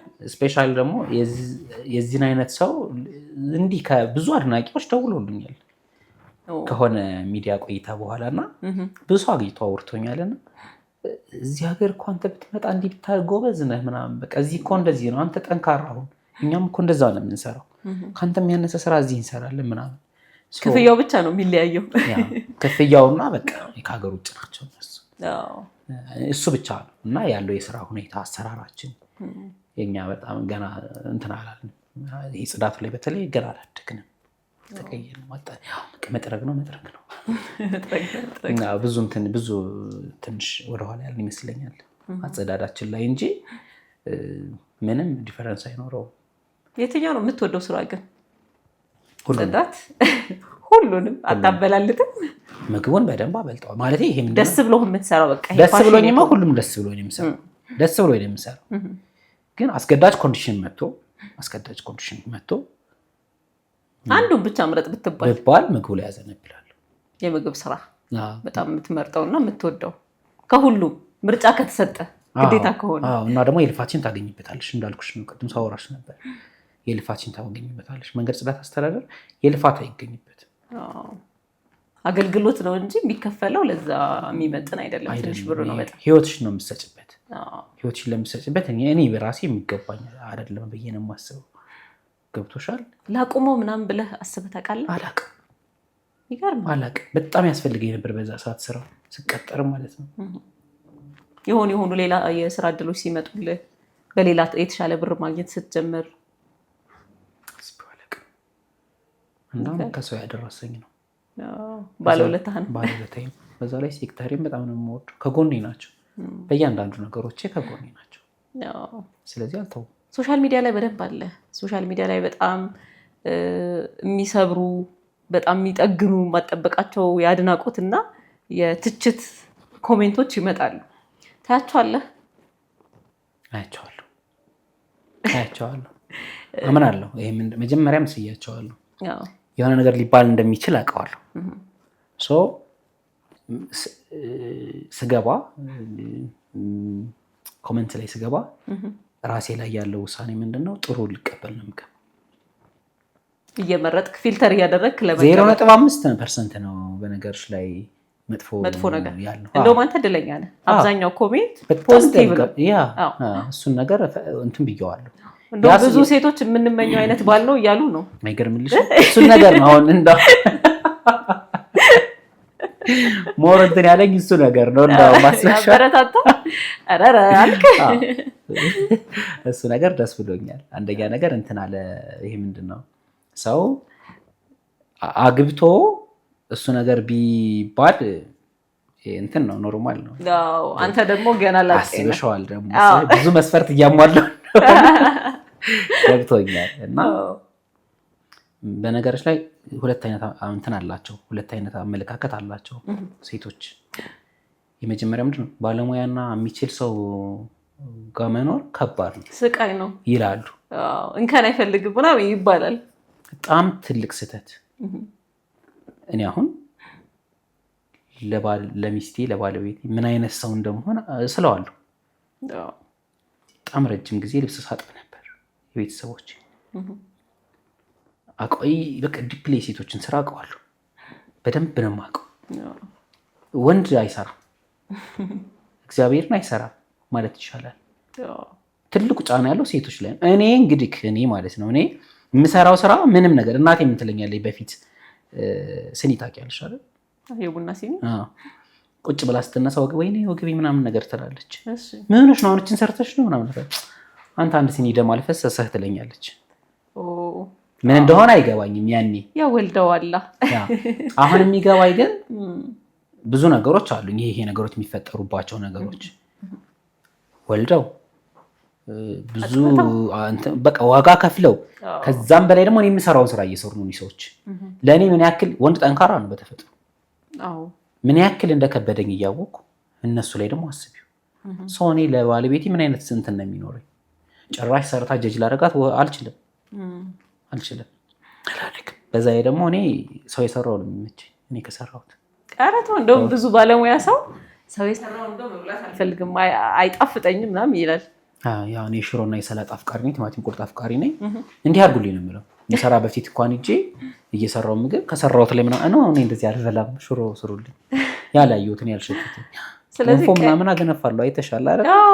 እኔ አሁን ያገነፋሁት መብላት ደስ አይለኝም፣ ሰው ሲሰጠኝ ነው ደስ የሚለኝ። አብዛኛው እንደውም መስሎት ስለሚሸተን አብረን ነው ስለምንቆይ ምናምን ነገር ይዘጋናል ይላሉ ብዙ ጊዜ። የራሳችን አንበላው። ስለዚህ እኔ ነኝ ያለ ቀይ ወጥ ሰርተህ ሽሮና ሰላጣ በልተህ ነው የምትወጣው። እንደዛ ደስ የሚለኝ። የሚገርም ነው። የተለየ ያዝናናህ ወይ በጣም ያናደደ ያሳዘነ ኮሜንት ይኖራል ብዬ አስባለሁ። በፊት ብዙ ነው የሚባለው። አዎ ብዙ ካዝናናህ እንጀምር። ያዝናናኝ ምንድን ነበረ እንትን ኮሜንት ገብቼ እያነበብኩ ነበርና በጣም ብዙ ጽሁፍ ነው ጽሁፎቹ ረዥም ናቸውና ይሄም አሞግሳ እኔ እንዳንተ አይነት ሰው ነው የምፈልገው፣ አንተ በጣም ጎበዝ ነህ፣ ጠንካራ ነህ፣ ለብዙ ሰው ምሳሌ የምትሆን ልጅ ነህ ምናምን ብላ 4 ነጥብ አድርገች ነው። ይሄ ግን ቆፍጠን በላለች።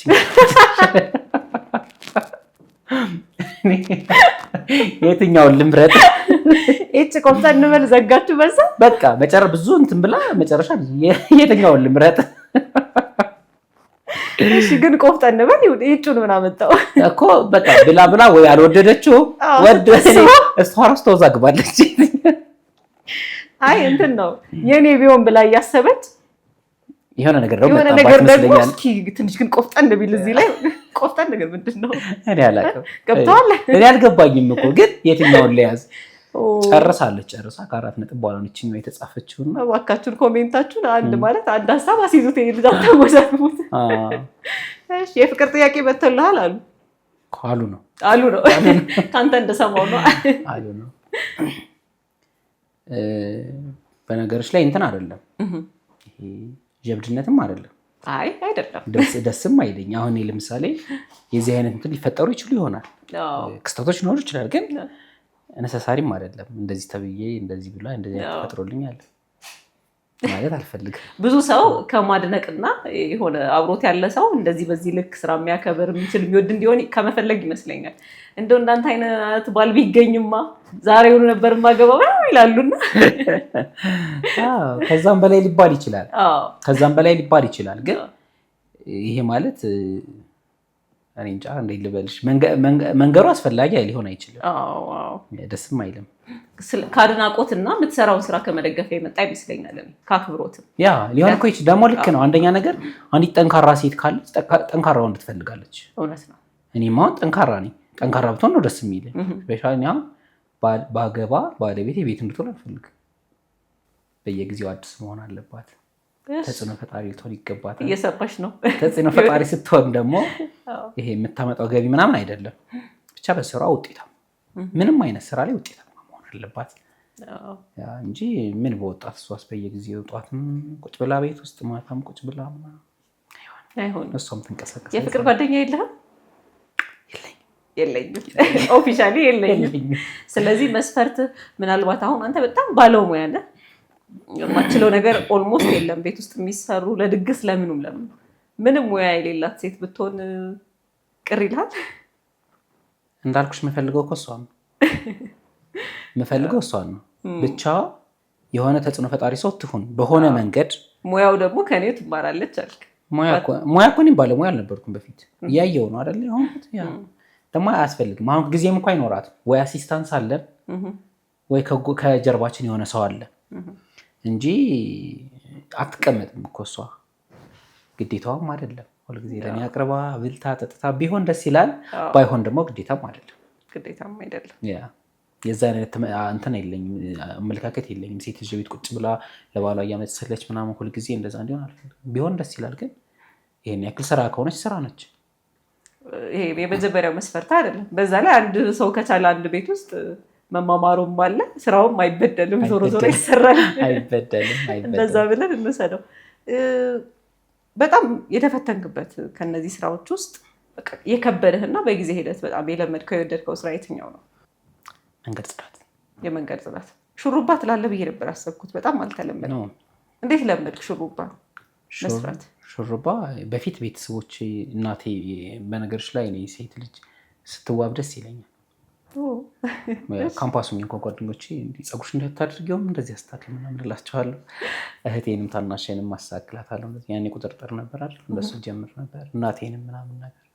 የእናትንም ፀጉር ትሰራ ነበር? በፊት ሞካክር ነበር። ማዘር ምንም አይሉም ይሄ ሁሉ ሲሆን? ደስ ነው የሚላት እንጂ።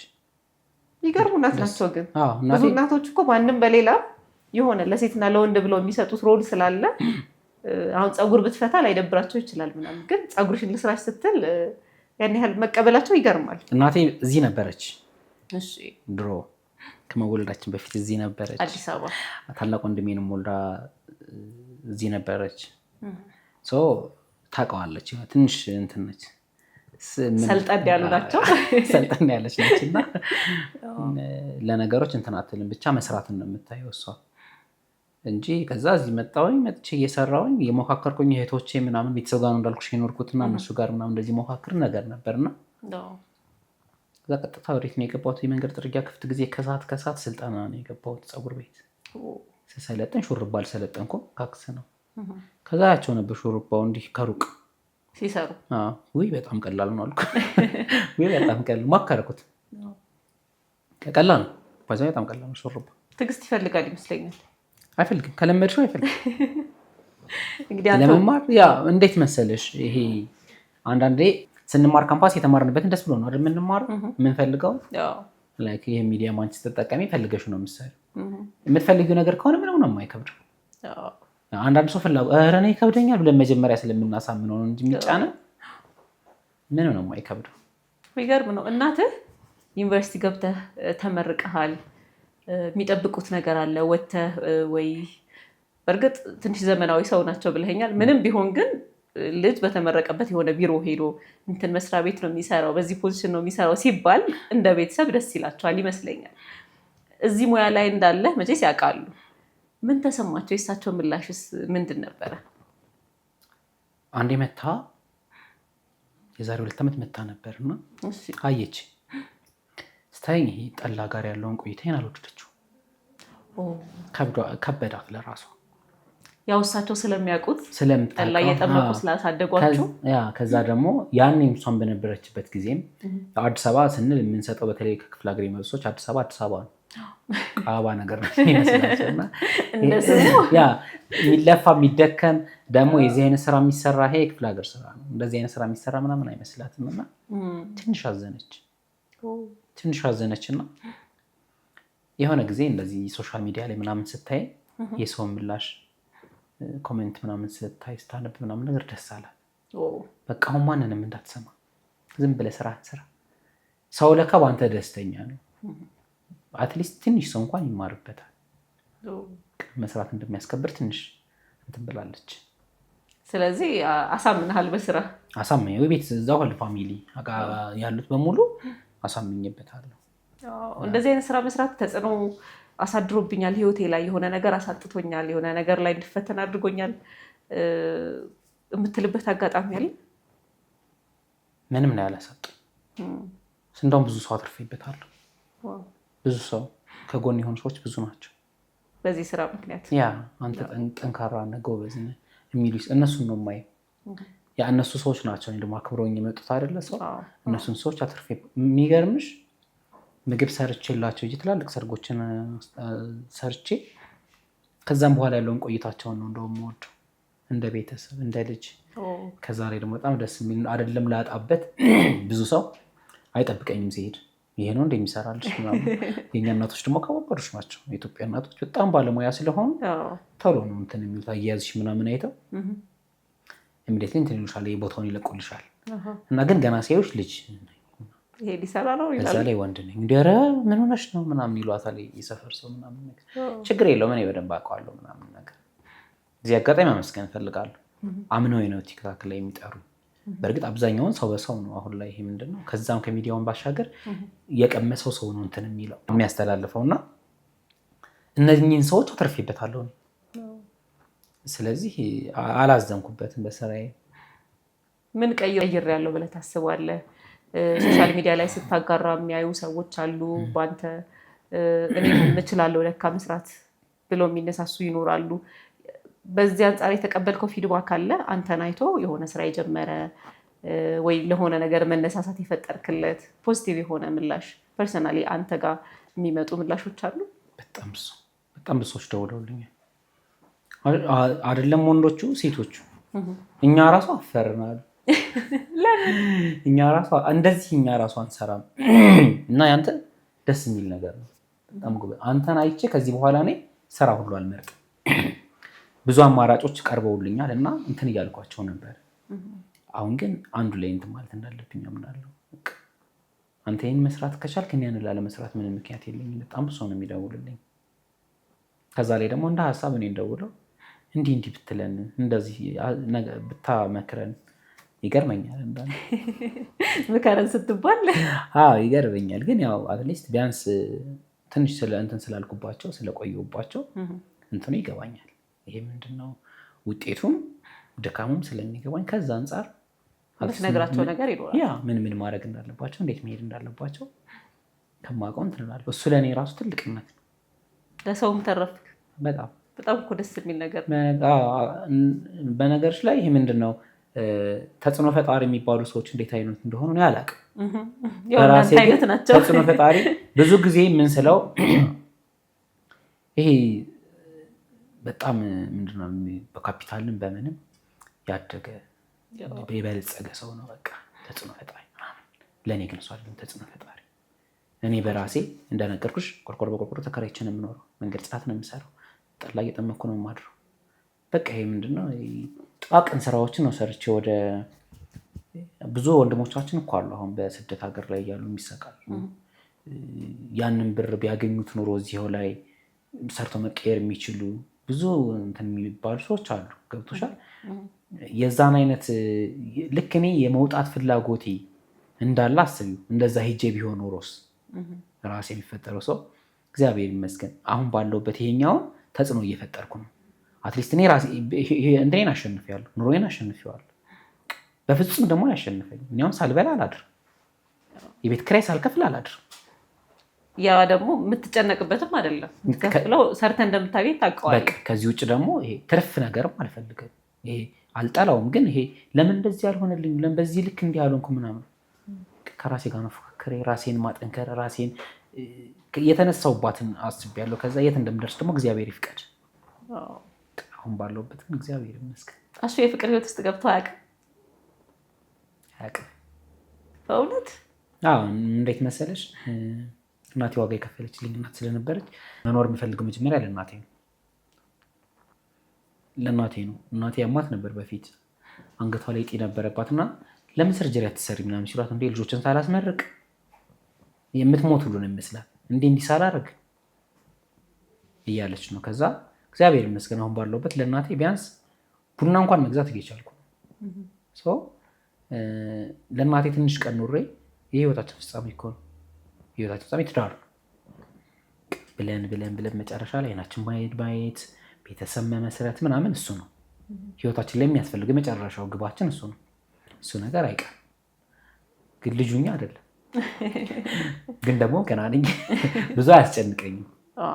ስፔሻሊ ደግሞ እንደ ወንድ ብዙ ይሄ የሚያልፍ ጊዜም አይኖርም። ወንድ ላይ ሴት ላይ ትንሽ ሊከብድ ይችላል። ስራዋን ስትል የሆነ እንትኗ ሊያልፍ ይችላል። ያው ተፈጥሮ ያስቀመጠችልን ነገር አለ ከዛ አንጻር እንጂ እንኳን ተዘናግተህ አይደለም። አልተዘናጋውም። ግን እስኪ መጀመሪያ ለእናቴ ልኖር። እንደነገርኩሽ ደግሞ የማመጣውን ሰው እኔ ያለፍኩበትን ወይ እንዲያልፈው አልፈልግም። አሁን ባመጣ ደግሞ እንደዚህ አይነት ህይወት ነው የሚገጥመው። ስለዚህ የተሻለ መጀመሪያ ራስህ ላይ መስራት፣ በደንብ ህይወትን መቀየር፣ ለእናትህ የተወሰነ ነገር ማድረግ ትፈልጋለህ። ከዛም በኋላ ለቤቴ ነው የምንናቴ ምን ወንድሜ ነው። መጀመሪያ መመረቅ ፈልጋለሁ። መጀመሪያ መመረቅ። ተባረክን የመሰለ ነገር የለም። ከቤተሰብ መመረቅን የመሰለ ነገር የለም። ከዛ ሁሉም ነገር ይቀናል። እንደውም ጥሩ ነው መሰለኝ ይባላል እኮ ወታችሁ ከዩኒቨርሲቲ ወይ የሆነ ስራ ጀምራችሁ 1 ዓመት እንኳን ሳትቆዩ ትዳር እስኪ በቤተሰብ ተመረቁ፣ ትንሽ እስኪ ለቤተሰብ የሆነች ነገር እስኪ አድርጉ ይባላል። እና አንተ በሱ ታምናለህ ማለት ነው እንዴ? በደንብ አስበሽዋል። ወጣትነቷን ትታ ቀይዋ ጠቁራ መልበስ እየፈለገች ሳትለብስ መጉረስ እየፈለገች ሳትጎርስ እኛን አጉርሳ የመውለድ እኮ ከባድ ነው። እንዴት መሰለሽ አብዛኛው ሰው ሚዲያ ላይ ሌላው ሊያለቅስ ሊጨነቅ ይችል ይሆናል። በምንም ነው ትገልጪው እኮ የማትችይው ስለ ቤተሰቦች ምንም ደግሞ አይተካም። ምንም ደባርጋሽ ዋጋ ከባድ ነው በጣም። ቴንክ ዩ። እኔ ስፔሻል ደግሞ እናቴ ናት ብዙ ዋጋ የከፈለችልኝ። ለእናትሽ ምን አድርገሽ ትደሰቻለሽ አንቺ? ለእሷ እኮ 1 ኪሎ ቡና አስገዛላትም ትደሰታለች። ወር ሙሉ ነው የምትመርቅ። ገብቶሻል? ለአንቺ ግን ምን አድርገሽ ነው ዋጋውን የሚከፍለው? በተለይ እንግዲህ እናት ስትሆኝ ደግሞ እኔ እረዳለሁ በደንብ እናት እኮ አልኩሽ። እሱ ነገር ሲሆን ደግሞ እናቴ ምን ያክል ዋጋ ከፍላለች። ሁላ ይሄ እንደውም የሰለጠነ ነው፣ ችግር የለበትም አስተዳደጉ ምን ነው። በእኛ ዘመን ግን እንዴት ነው ዋጋ የከፈሉት? በዛ ላይ በእኛ ሀገር ደረጃ ደግሞ እና በጣም ከባድ። እዛ ደግሞ ብቻዋን እናት ስታሳድግ ዛሬ ብቻዋን እናቴ እየራባት ነው ያሳደገች። በእውነት ምንም ባረግላት እንትን አይላት። ስለዚህ በደንብ ነው መመረቅ። ምን አይነት እናት ናቸው እናት? ጥቂት ንገረን ስለ አካባቢ ላይ ስላላቸው ነገር፣ ስለ ባህሪያቸው። እናቴ ለልጅ መጥፎ እናት አይደለች። አትቆጣም። ያቀብጣሉ? አታቀብጥም። ተማታ ግን አታውቅም። አትማታ። ቁጣ የምትረዳ እናት ነች። እኔ እናቴን ሳደባለሁ ልክ ካልሆነች ወደ ራሷ ከዛ ልክ አይደለም እንዴ ምናምን ብላ ልክ እኮ ነው አቡሻ ነው የምትለኝ። የቤት ስሜና አቡሻ ልክ እኮ ነው ይቅርታ የምትል ሰው ነች። እኔን እንኳን ልጅ ሆኜ ማለት ለምን ታደርጊያለሽ? ከጎረቤት ስለምን ትሆኛለሽ? ለምን በጣም ስናገራት ራሱ እሺ የምትል እናት ነች። ገብቶሻል? እሷም ስትናገር ደግሞ የምንቀበል ልጆች ነን። ቆንጅዬ እናት ነው ያለ። የዋህ ነች። ሰው ማብላት መጋበዝ ደስ የሚላት እናት። ያው ግን ራኳት። እንደውም አንዳንዴ በጣም ይገርመኛል። ሀገር ውስጥ ሁኜ እዚህ ሁኜ ሀገሬ ላይ ለ9-10 ዓመት አለመሄድ ይከብዳል። እኔ አሁን አላውቀውም ሀገር ያለበት ሁኔታ። ታናሽቴ እንዴት ትሆን ታላቁ እንዴ ምን አይነት ሁኔታ እንደሆነ ያላውቅ። እነሱም መተው አያውቁም። እናቴ መታለች አልኩሽ። ወንድምና እህት አላውቅም፣ አያውቁኝም። አሁን ሶሻል ሚዲያ ላይ ያዩኛል።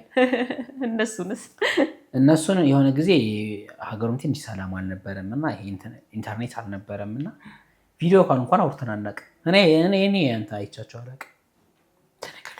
ቅድ የለህም የማየት አትጓጓም? ጓጓሉ። ሀገሩን የተወለደበትን አካባቢውን ማየት የማይናፍቅ ሰው የለም። ግን እንደነገርኩሽ ስራ አይመችም። አሁን ደግሞ ገና ነኝ፣ የሰው መያዝ ላይ ነኝ። ገና ብቅ እያልኩ ነው። እንትን ማለት ትፈልጋለሁ። ሚዲያው ላይ አልወጣውም ነበር። ከዛ ቤት በደንብ እኮ እሰራለሁ። አሁን ቅርብ ጊዜ ነው ሚዲያ የወጣሁት እና ሰዎችን አሁን ማጣት አልፈልግም። በፈለጉበት ሰዓት ሊያገኙኝ ይገባል። መስመር አስይዘህ ነው መሄድም ካለብኝ እንደዛ ነው እንግዲህ እግዚአብሔር ከፈቀደ። አይ ይፍቀድልህ። አይ ይፈቅዳል እሱ ለመልካም ነገር። ህይወት መርህ ምንድን ነው? ዛሬን የተፈቀደልን ሁላችን የሆነ ሰው ብቻ ሳይሆን ማንኛውም ሰው ሊያልቅ የሚገባው ዛሬን ብቻ ነው። መኖር የምፈልገው ዛሬን ነው። የምከተለውም ዛሬ ያለውባትን ቀን ብቻ ነው። የረገጥኳትን መሬት ብቻ ነው ማምናት። ከዚህ ውጭ ነገን አላምነው። ስለዚህ የህይወት መርህ ዛሬን መኖር ነው። ትላንት ነገን አምኜ ስላጣው ብዙ ነገር አላምናትም። ዛሬን ብቻ ነው መኖር የምፈልገው። ነገን ለእግዚአብሔር ትቻለሁ። እሱ የሚፈቅደውን በሁሉም ነገር እሱ ይቅደምልኝና እሱ የሚፈልገው ብቻ ይሁን። እኔ የምፈልገውን እንኳን አልፈልገው። ቀለፋለሁ፣ ደክማለሁ፣ እሰራለሁ። ስራ አድካሚ ነው። እያንዳንዱ ስራ ጠላም ጠላ ነው፣ ጠጅም ጠጅ ነው። መንገድ ጽዳትም ድካም ነው፣ ፀጉርም ድካም ነው። በቃ ሁሉም ድካም ነው። ጉልበትህንም ጭንቅላትህንም በቃ ባለኝ አቅም አሁን ላይ ደክማለሁ። ከዛ እሱ ይጨመርበት። ከዚህ ውጭ ግን ይሄ ነገ እንዲሆናለሁ አልልም። እግዚአብሔር የፈቀደ ይሁን። ቀጣዩ ጥያቄ እንደውም እሱ ነው። እዚህ መለስክብኝ። ነገ እንዲሆናለሁ ዋትን ግን የምታልመው ነገር ይኖራል አለ። ያው እኛ እንጠይቃለን። ከዛ ከሆነ ሆነ ነው፣ ካልሆነ አልሆነም ነው። ግን አንተ ነገ ባደርገው ቢሆንልኝ በቃ በህይወት ዘመን አድርጌ ማለት የምፈልገው ይሄንን ነው የምትለው ነገር ምንድን ነው? የራሴ የሆነ እንትን ቢኖረኝ ደስ ይለኛል። ሬስቶራንት። ያው ምግብ ማብሰል በጣም ትወዳለህ። ስለዚህ እሱ ነው ሬስቶራንት ቢኖረኝ ደስ ይለኛል። ስለዚህ ቀጣዩ በራስህ ሬስቶራንት የራስህ ምግብ ቤት የመገንባትና እዛ ላይ መስራት ከእግዚአብሔር ጋር እቅድ ነው ያለ። ከእግዚአብሔር ጋር ምን አሁን አንተ ካለፍክበት ህይወት ተነስተህ ከምትሰራቸው ነገሮች አንጻር ከምታያቸው ነገሮች አንጻር ምን ማለት ትፈልጋለህ? በተለይ ለወጣቱ አንተ የገባህ በዚች ስታልፍ የሆነች የተረዳሃት ነገር ትኖራለች ብዬ አስባለሁ። እና መጀመሪያ ፍርሃ እግዚአብሔር ሊኖራቸው ይገባል። ሁሉም ወጣት እግዚአብሔርን አስቀድሞ ማንኛውንም ስራ መስራት አለባቸው። አይደለም ግዴታቸው። በጣም ደግሞ የሚሸወዱት ከሰው ምንም መጠበቅ የለባቸውም። ከቤተሰብም ቢሆን ከእናት አባት ምንም አይነት ነገር በጣም ነው ጊዜያችንን የሚቀማን። ከዛ ደግሞ አናቅበትም። ይሄ ሳንደክም የሚያገኘነው ነገር እንዴት መያዝ እንዳለብን እንኳን አናቅበትም። አላወቅነው፣ ድካሙንም ጥፋቱንም አላወቅነው። እሱ ነገር ከባድ ስለሆነ በእግዚአብሔር ተማምኖ ምንም አይነት ስራ መስራት ስትሰሪ በጣም ነው የምትከበሪው። በጣም የእኔ ስራ እኮ ብርቅ ሆኖ አይደለም፣ ድንቅ ሆኖ አይደለም። እኔ ጋር እኮ የሚሰሩ ሰዎች አሉ። ግዴታ እኔ ሚዲያ ላይ ስለወጡ አይደለም። የሚሰሩ ሰዎች እኮ አሉ። ግን ይሄ ሁሉ ኮሜንት፣ ይሄ ሁሉ ጥሩ ምላሽ የመጣው ከምንድን ነው? ከመስራት ሳትንቅ ያንንም ጊዜህን አብቃቅተህ ስለምትሰራ በቃ እንደዛ ስትሆኝ ማንም ያከብርሻል። ሰው መስራት አለባቸው። ከዛ ውጭ እግዚአብሔር ያግዘናል። ቸር ነው እግዚአብሔር። ሲያግዘን የተሻለ ቦታ መደረስ ይቻላል። ከዚህ ውጭ ምንም ልል አልችልም። ያው የላብ ፍሬ ብዙ ጊዜ ይባረካል ይባላል።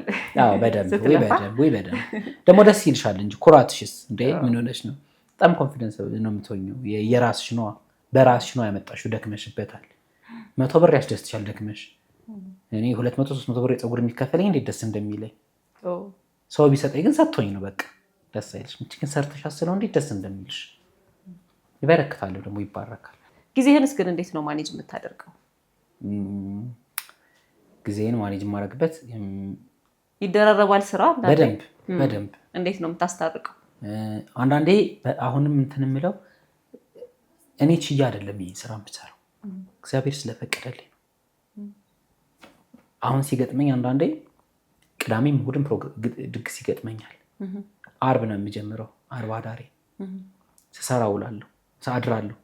ቅዳሜ ሳስተናግድ ውላለሁ። ማታ መልሼ ስሰራ አድራለሁ። እሑድ ሳስተናግድ ውላለሁ። እንዲህ ተደራራቢ ይገጥመኛል።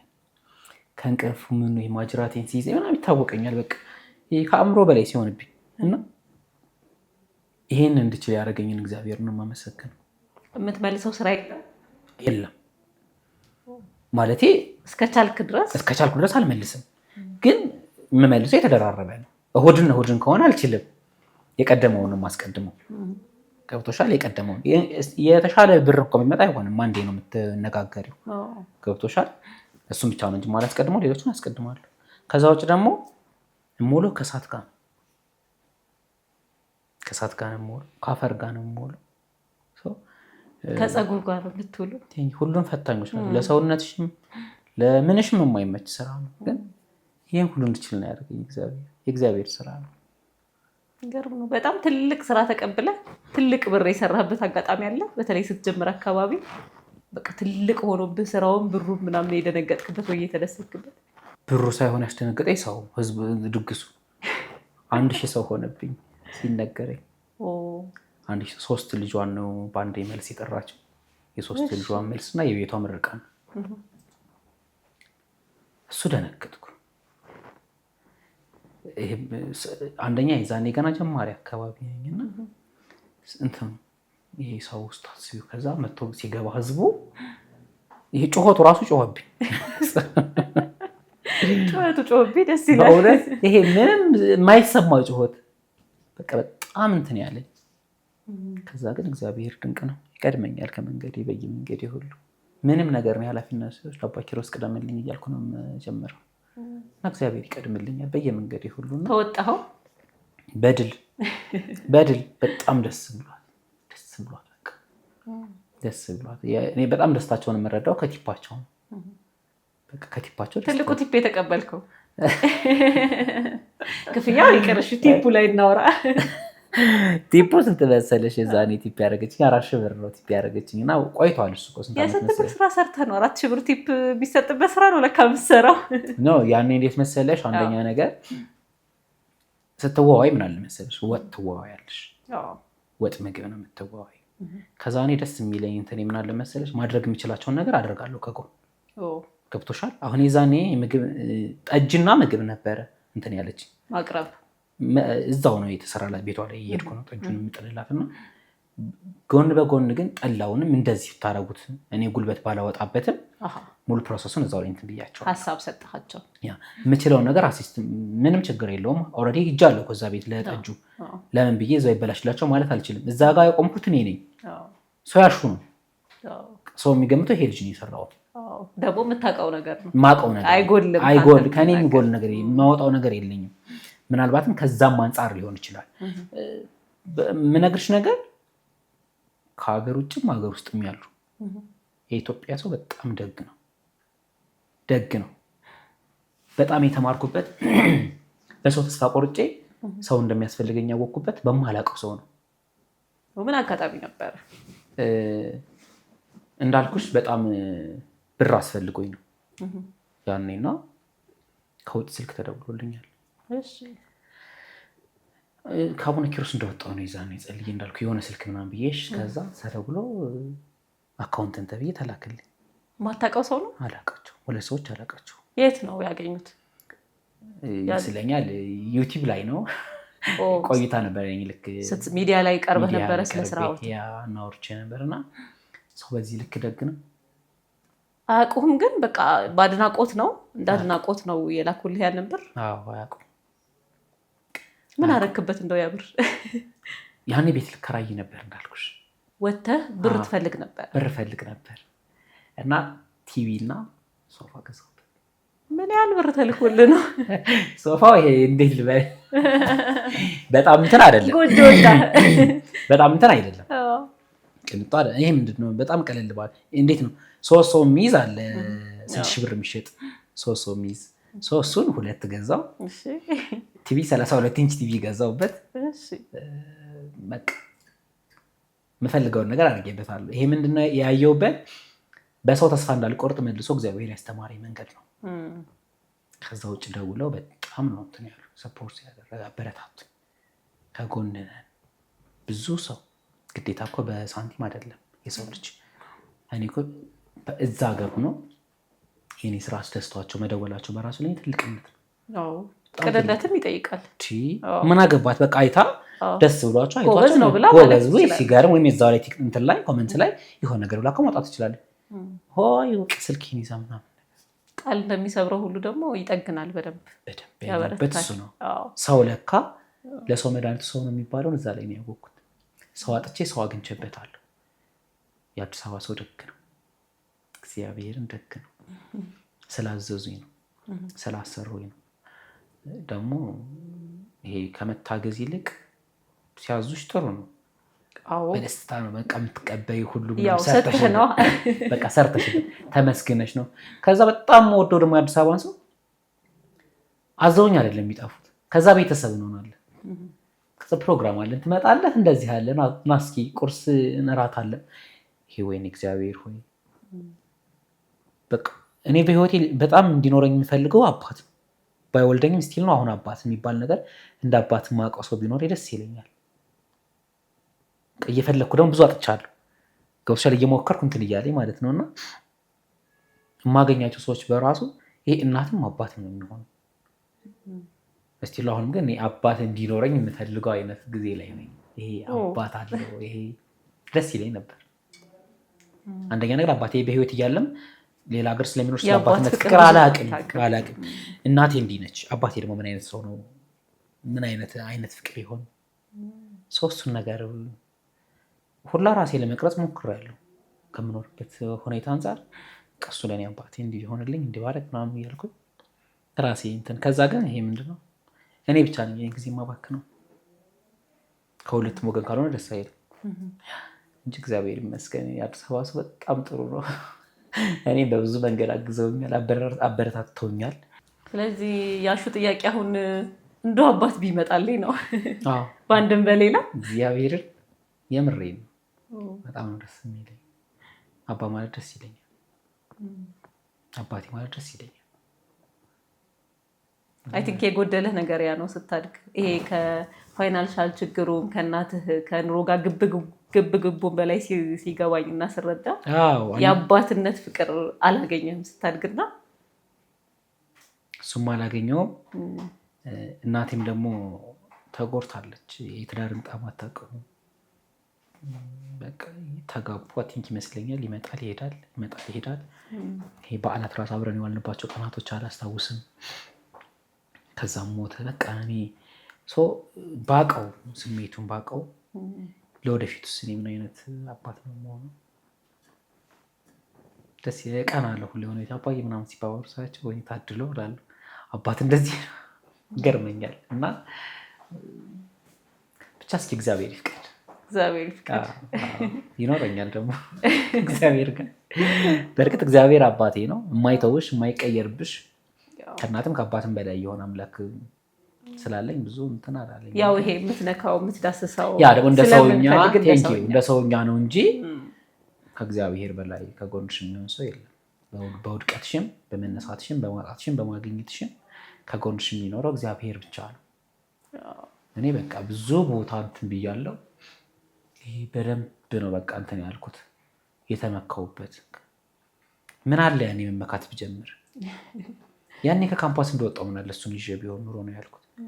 ልክ በዚህ ልክ ለእኔ ማድረግ የሚችል አምላክ እያለኝ ነው እስካሁን ድረስ ሁሉ ዓለም ልጅ እንዲያልሆነች ብዬ ኳኳርፋለሁ ከእግዚአብሔር ጋር የነበረው በፊት። አሁን ነው በቃ የገባኝ በጣም የዋህነት፣ ጅልነት፣ ሞኝነት ብዙ ነገር የታወቀኝ አሁን ከእግዚአብሔር በላይ ማንም እንደሌለ አለማወቅ። እግዚአብሔር ይመስገን ብቻ። ምናልባትም ያንን ባታሳልፍ ይሄኛውን ጊዜ አትረዳውም ይሆናል። እንደዛ ነው። ብዙ ሳይጎልብህ ብታገኝ ቶሎ ብታውቀው ያን ያህል ላታጣጥመው ይችላል ይመስለኛል።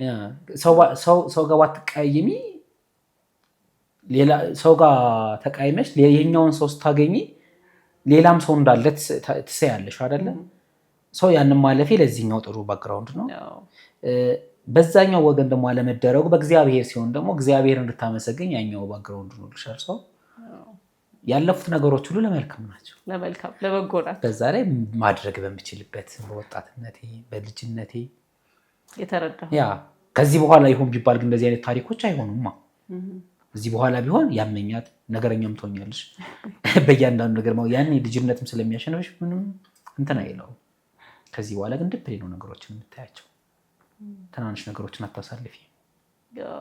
አሹ ምን አይነት አባት ይሆናል ወደፊት? አንተ ያየኸው ነገር አለ? ለአንተ ቢሆን ቢኖረኝ እንደዚህ ቢሆንልኝ ያልከው የተመኘኸው አባት አለ? አንዳንዴ ከንትን ብቻ አይደለም የምንማረው፣ ካጣነው ነገርም እንማራለን። እያየን ካደግነው ነገር ካገኘነው ነገርም የምንወስደው ነገር አለ። አይ ቲንክ ያን የሳልኩትን አባት አይነት ነው መሆን ፈልገው።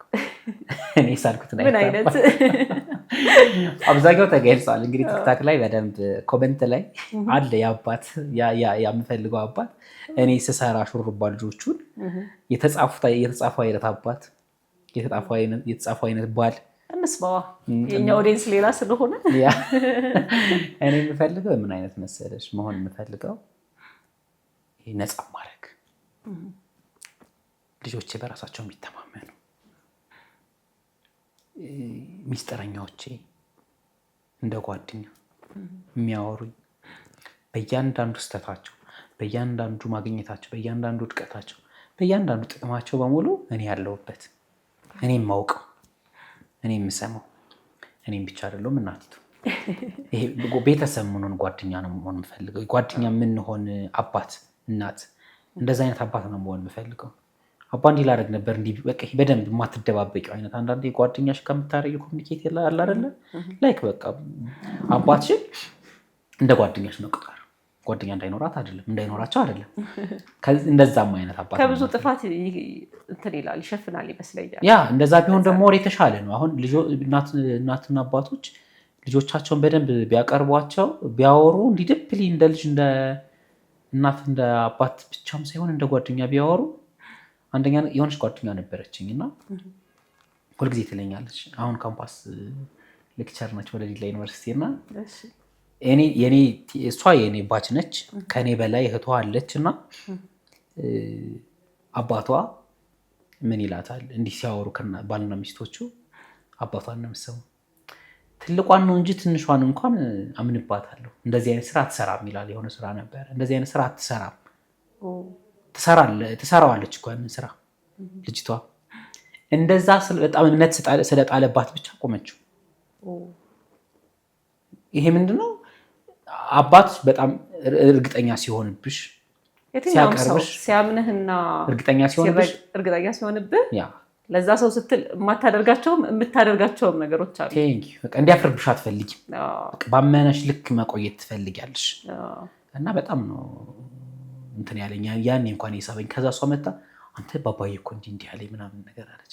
አልኳት እና ስላት ኧረ በስመ አብ አሁን ለእኔ እንኳን ባይሆን ለሱ ስል የሚፈልገውን ልጅ መሆን አለብን። አኩርታዋለች ሆናለች እና እንደዚህ አይነት አባት መሆን ነው የምፈልገው ከእግዚአብሔር ጋር ነፃና ልጆችህን በደንብ እንደ ጓደኛ ይዘህ የምታሳድግ ያሳካልህ ያደርግልኛል እግዚአብሔር ቸር ነው። እዚህ ከመጣሁ አይቀር እንደው ሳልላትማ አልሄድም የምትለው ሀሳብ ካለ ደስ እያለን እንሰማለን። ሳልላትም አላልፈው ሀሳብ በመጀመሪያ እንግዲህ እንደ ስራዬ ሞር መጀመሪያ ያገኘሁት ደረቅ ቆሻሻ ጽሕፈት ቤት ነው ተቀጥሬ የሰራሁትና እሱ ሴክተር እንደ አዲስ አበባ ነው የማወራው። እንደኔ ወረዳ ብቻ አይደለም። ደረጃቸው አይገባቸውም ሰራተኞቹ ገብቶሻል። አይገባቸውም። ህይወታቸውን ጊዜያቸውን የራሳቸውን አሳልፈው የሰጡበትን ይሄ ደረጃ አይገባቸውም። በደንብ ሊታዩ ይገባቸዋል ባይ ነኝ። ይሄንን ማለት እፈልጋለሁ። ከዛ በተጨማሪ ግን በህይወቴ በጣም የምፈልገው ምን መሰለሽ ከልጅነቴ ጀምሮ እስከ እውቀት ከልጅነት እስከ እውቀት ማለት ነው መሰረት መብራቴን ባገኛ ደስ ይለኛል። ከልጅነት እስከ እውቀት የምመኘው ማለት ነው ከልጅነቴ ጀምሮ። ምናልባት ይሄን ከሰማችሁ እኮ ምልሽ ለዛሬውና አሁን ከባድ ላይሆን ይችላል። አዲስ አበባ ነው የምትኖረው። አዎ ቀላል ነገር ነውና ይሄ በጣም የምፈልጋት ሰው ምን ክራሽህ ናት ነው አድናቂዋ ነው ምንድን ነው? እኔ ክራሽ ኖሮኝ አያውቅም። ክራሽ አይደለችም። ለምንድን ነው በተለየ እሷን ማግኘት የምትፈልግበት ምክንያት አለ? ይሄ ጥሩ እናት ትመስለኛለች እንዲህ ዝም ብዬ ሳያት በቃ እኔ ከፊልም ስራዎች ስታወራ ሰምቻት አላውቅም። ግን ይሄ ምንድነው ይሄ በጎነቷ ይሄ ልክ ሰው ጥሩ ነው እንዳልኩሽ ሰው መጥፎም ሆኖ ጥሩ ምን እንዳለ ሁሉ ይሄ ጥሩነቷ የጎላ እሱ ነገሯ ልምዷ ከየት እንደመጣ ብትለይ ያ ከዛ ውጭ ደግሞ ሳውቃትም እንዲህ ነች አሁንም እንዲህ ነች። ከምን አንጻር ነው ብዙ ነገር ብጠይቃት ደስ ይለኝ ነበር። አይ አንተ ስታውቃትና አሁን እንደዚህ ነው ስትል ከምን አንጻር? ውበቷም ንግግሯም ስርዓቷም እያንዳንዱ ነገሯ የሚቀየር። አሁን እኮ ቀን ወደ ቀን ከእያንዳንዱ ሰዎች የምናየው ነገር አለ። ከሌ እንዲህ አድርጋ ከሌ እንዲህ ብሎ ምናምን የምናያቸው ነገሮች አሉ፣ በእይታ ደረጃም በወሬ ደረጃም ማለት ነው። አንድም ቀን እጅ ስትደረግ ሰምቻትም አይቻትም አላውቅም። ያን የሚሆናት አሁን የሚሆነች ገብቶሻል። ይሄን ነገር እንዴት ነው? አሁን እኮ የሆነ ሰው የሆነ ነገር ይፈልጋል፣ ከራሱ ላይ አብዴት የሚያደርገው የሚቀይረው ነገሮች አሉ። እንደዚህ ቢሆንልኝ ይሄን ባደርግ። ስለዚህ ሹሩባ የመስራት እድል ካለ ደስ እያለ ነው የምትሰራት። እሱ አይሆንም፣ ከምክሩና ከልምድ እሱ አይሆንም። እንዴት? እኔ እንጃ። እንግዲህ አንደኛ ነገር በጣም እንትን ነች፣ ዝነኛ ነች። በእኔ አይነት ሰው አትሰራም ይመስለኛል። የራሴ ግምት ነው እንጂ ደስ ይለኛል። በደስታ በጣም በደስታ ማለት ነው ቢሆን ደስ ይለኛል። እና ደግሞ እንዴት መሰለሽ በፊት ቅድም እንደነገርኩሽ ትወና ውስጥ አለመግባቴን አስቤው አላውቅም። እና ያኔ እነሱን ያኔ ልጅ ጋር የነሱ ፊልም አሁን እንኳን ፊልም ብዙ አይደል እየታየኝ እንጃ እኔ ይቻላል። ያው ቢዚ ሆንክ። አሁን አይ ብዙም ሰው ለፊልም ያው ቲክታክም ስለመጣ መሰለኝ ብዙ እንትን የሚል ሰው የለምና ያኔ በቃ እሷ ነው ያለውና በቃ የነሱ ግሩፕ የነሱ አካባቢ የነበሩ ሰዎች ምን አያቸው ነበርና ደስ ይለኝ ነበረ። የትኛው ስራውን ነው የምትወድላት መሲ? ገመና ነው። በጣም አሪፍ። ምን ያዝናናዋል? ቤተክርስቲያን እንጂ ማልቀስ የሚያዝናና ከሙዚቃው ውጭ ማለት ነው። ሙዚቃው እንትን ለመደበቅ ይሄ ምንድነው ከኋላ ያለው ባክግራውንድ ማስታወስ ስለማልፈልግ ያ ምን እኔ ዝም ካልኩ ብዙ ነገር ነው የሚመጣብኝ ወደ አይምሮዬ እና ሙዚቃ ነው ከፍቶ ተለብ ምን መስራት አልፈልግም። በዚህ አጋጣሚ በጣም ይቅርታና እኔ መዝሙር ስከፍት ራሱ እንትን ነው የሚመጣብኝ ጭንቀት ነው ችግር ነው እንትን የሚለኝ። እግዚአብሔር ይቅር ይበለኝ እኔ አላውቅም። የሆነ አስባቸዋለሁ ያሳለፍኩትን መከራ ስቃይ እንዲህ ነገር ነው የሚመጣብኝ። ለዛ ነው እንጂ በመዝሙር ጭንቀት መርሳት የሚቻል ነው። ግን እኔ እሱን ስከፍት ያሳለፍኳቸው ችግሮች ሙሉ ይመጡብኛል። ስለዚህ ሙዚቃ መደበቂያ ነው። ሙዚቃ መደበቂያ ነው። የሚያዝናናኝ ግን ቤተክርስቲያን እንጂ ማልቀስ። በጣም ነው የማመሰግነው። ቆንጆ ጊዜ ነበረ። ቢዚ እንደሆንክ እናውቃለን። ብዙ ስራ አለ፣ ብዙ ኃላፊነት አለ። ከዛ ላይ ቀድሰህ ከኛ ጋር ላደረግከው ቆይታ ስላካፈልከን ነገር በሙሉ በጣም ነው የማመሰግነው። አመሰግናለሁ። እኔም እንግዲህ የደወሉ የሚያበረታቱኝ የሚያዙኝ እንድቀየር የሚጓጉ ሰዎችን በሙሉ በጣም ነው የማመሰግነው። አሁንም የት እንደምትገኝ በምን እንደምትገኝ ንገራቸው በዚህ አጋጣሚ። አሁን እንግዲህ የምገኘው እኔ ቤት ለቤት አገልግሎት ነው የምሰጠው አብዛኛውን እቤት እንትን እላለሁ። ግን ያው እኔ እንደ ኬተሪንግ የተቋቋምኩ አይደለሁም። እኔ ከነሰራተኞቼ ከነአጋዦቼ ነው ያለሁት። ሶ እኔ እጄ ቤታቸው ላይ ያቀረቡልኝን አይናቸው እያየ ሰርቼ ማስረከብ ነው የፈለጉትን አይነት ማለት ነው። ሰው የሚያገኙኝ በስልኬ ነው 0930778504 ብሎ ቢደውሉልኝ ያገኙኛል። ለመስራት ዝግጁ ነኝ። ፀጉርም ጠላውም ጠጁም ምግቡ ያ እሱም ለሁሉም በቃ ለእኔ ቢጤ የሚሆን ለአቅመ ደካሞች የሚሆን ለማንኛውም አይነት እንትሎች ላይ አሁን 1000 ሰው መጣ ብላ አደነግጥ ወይ? አሁንማ ተለመደ። አሁን የሚፈልጉትን ያህል አሁን የፈለጉት አሁን ያስደነግጣል። በጣም ነው የምናመሰግነው። ያሰብከው እንዲሳካልህ በግል ይመኛለሁ። ለብዙዎች እንግዲህ ምሳሌ እንደምትሆን አምናለሁኝ። ለዛም ነው የእኛን እንግዳ አድርገን ዛሬ ቆይታ ያደረግነው፣ ከአንተ ልምድ እንድታጋራን ያደረግነው እና አመሰግናለሁ። በጣም አመሰግናለሁ። እኔም እንግዳችሁ ስለሆንኩ እግዚአብሔር ያክብርልኝ። ሁላችሁንም አመሰግናለሁ። እኛም እናመሰግናለን። እንግዲህ በዛሬው የዩያ ፖድካስት ኤፒሶድ አሸናፊን ነበረ ይዘንላችሁ የቀረብነው። የሚገርም ቆይታ ነበረ። ብዙ ነገር እንደተማራችሁበት አስባለሁኝ። ቀጣይ ደግሞ በሌላ እንግዳ እንገናኛለን። እናመሰግናለን።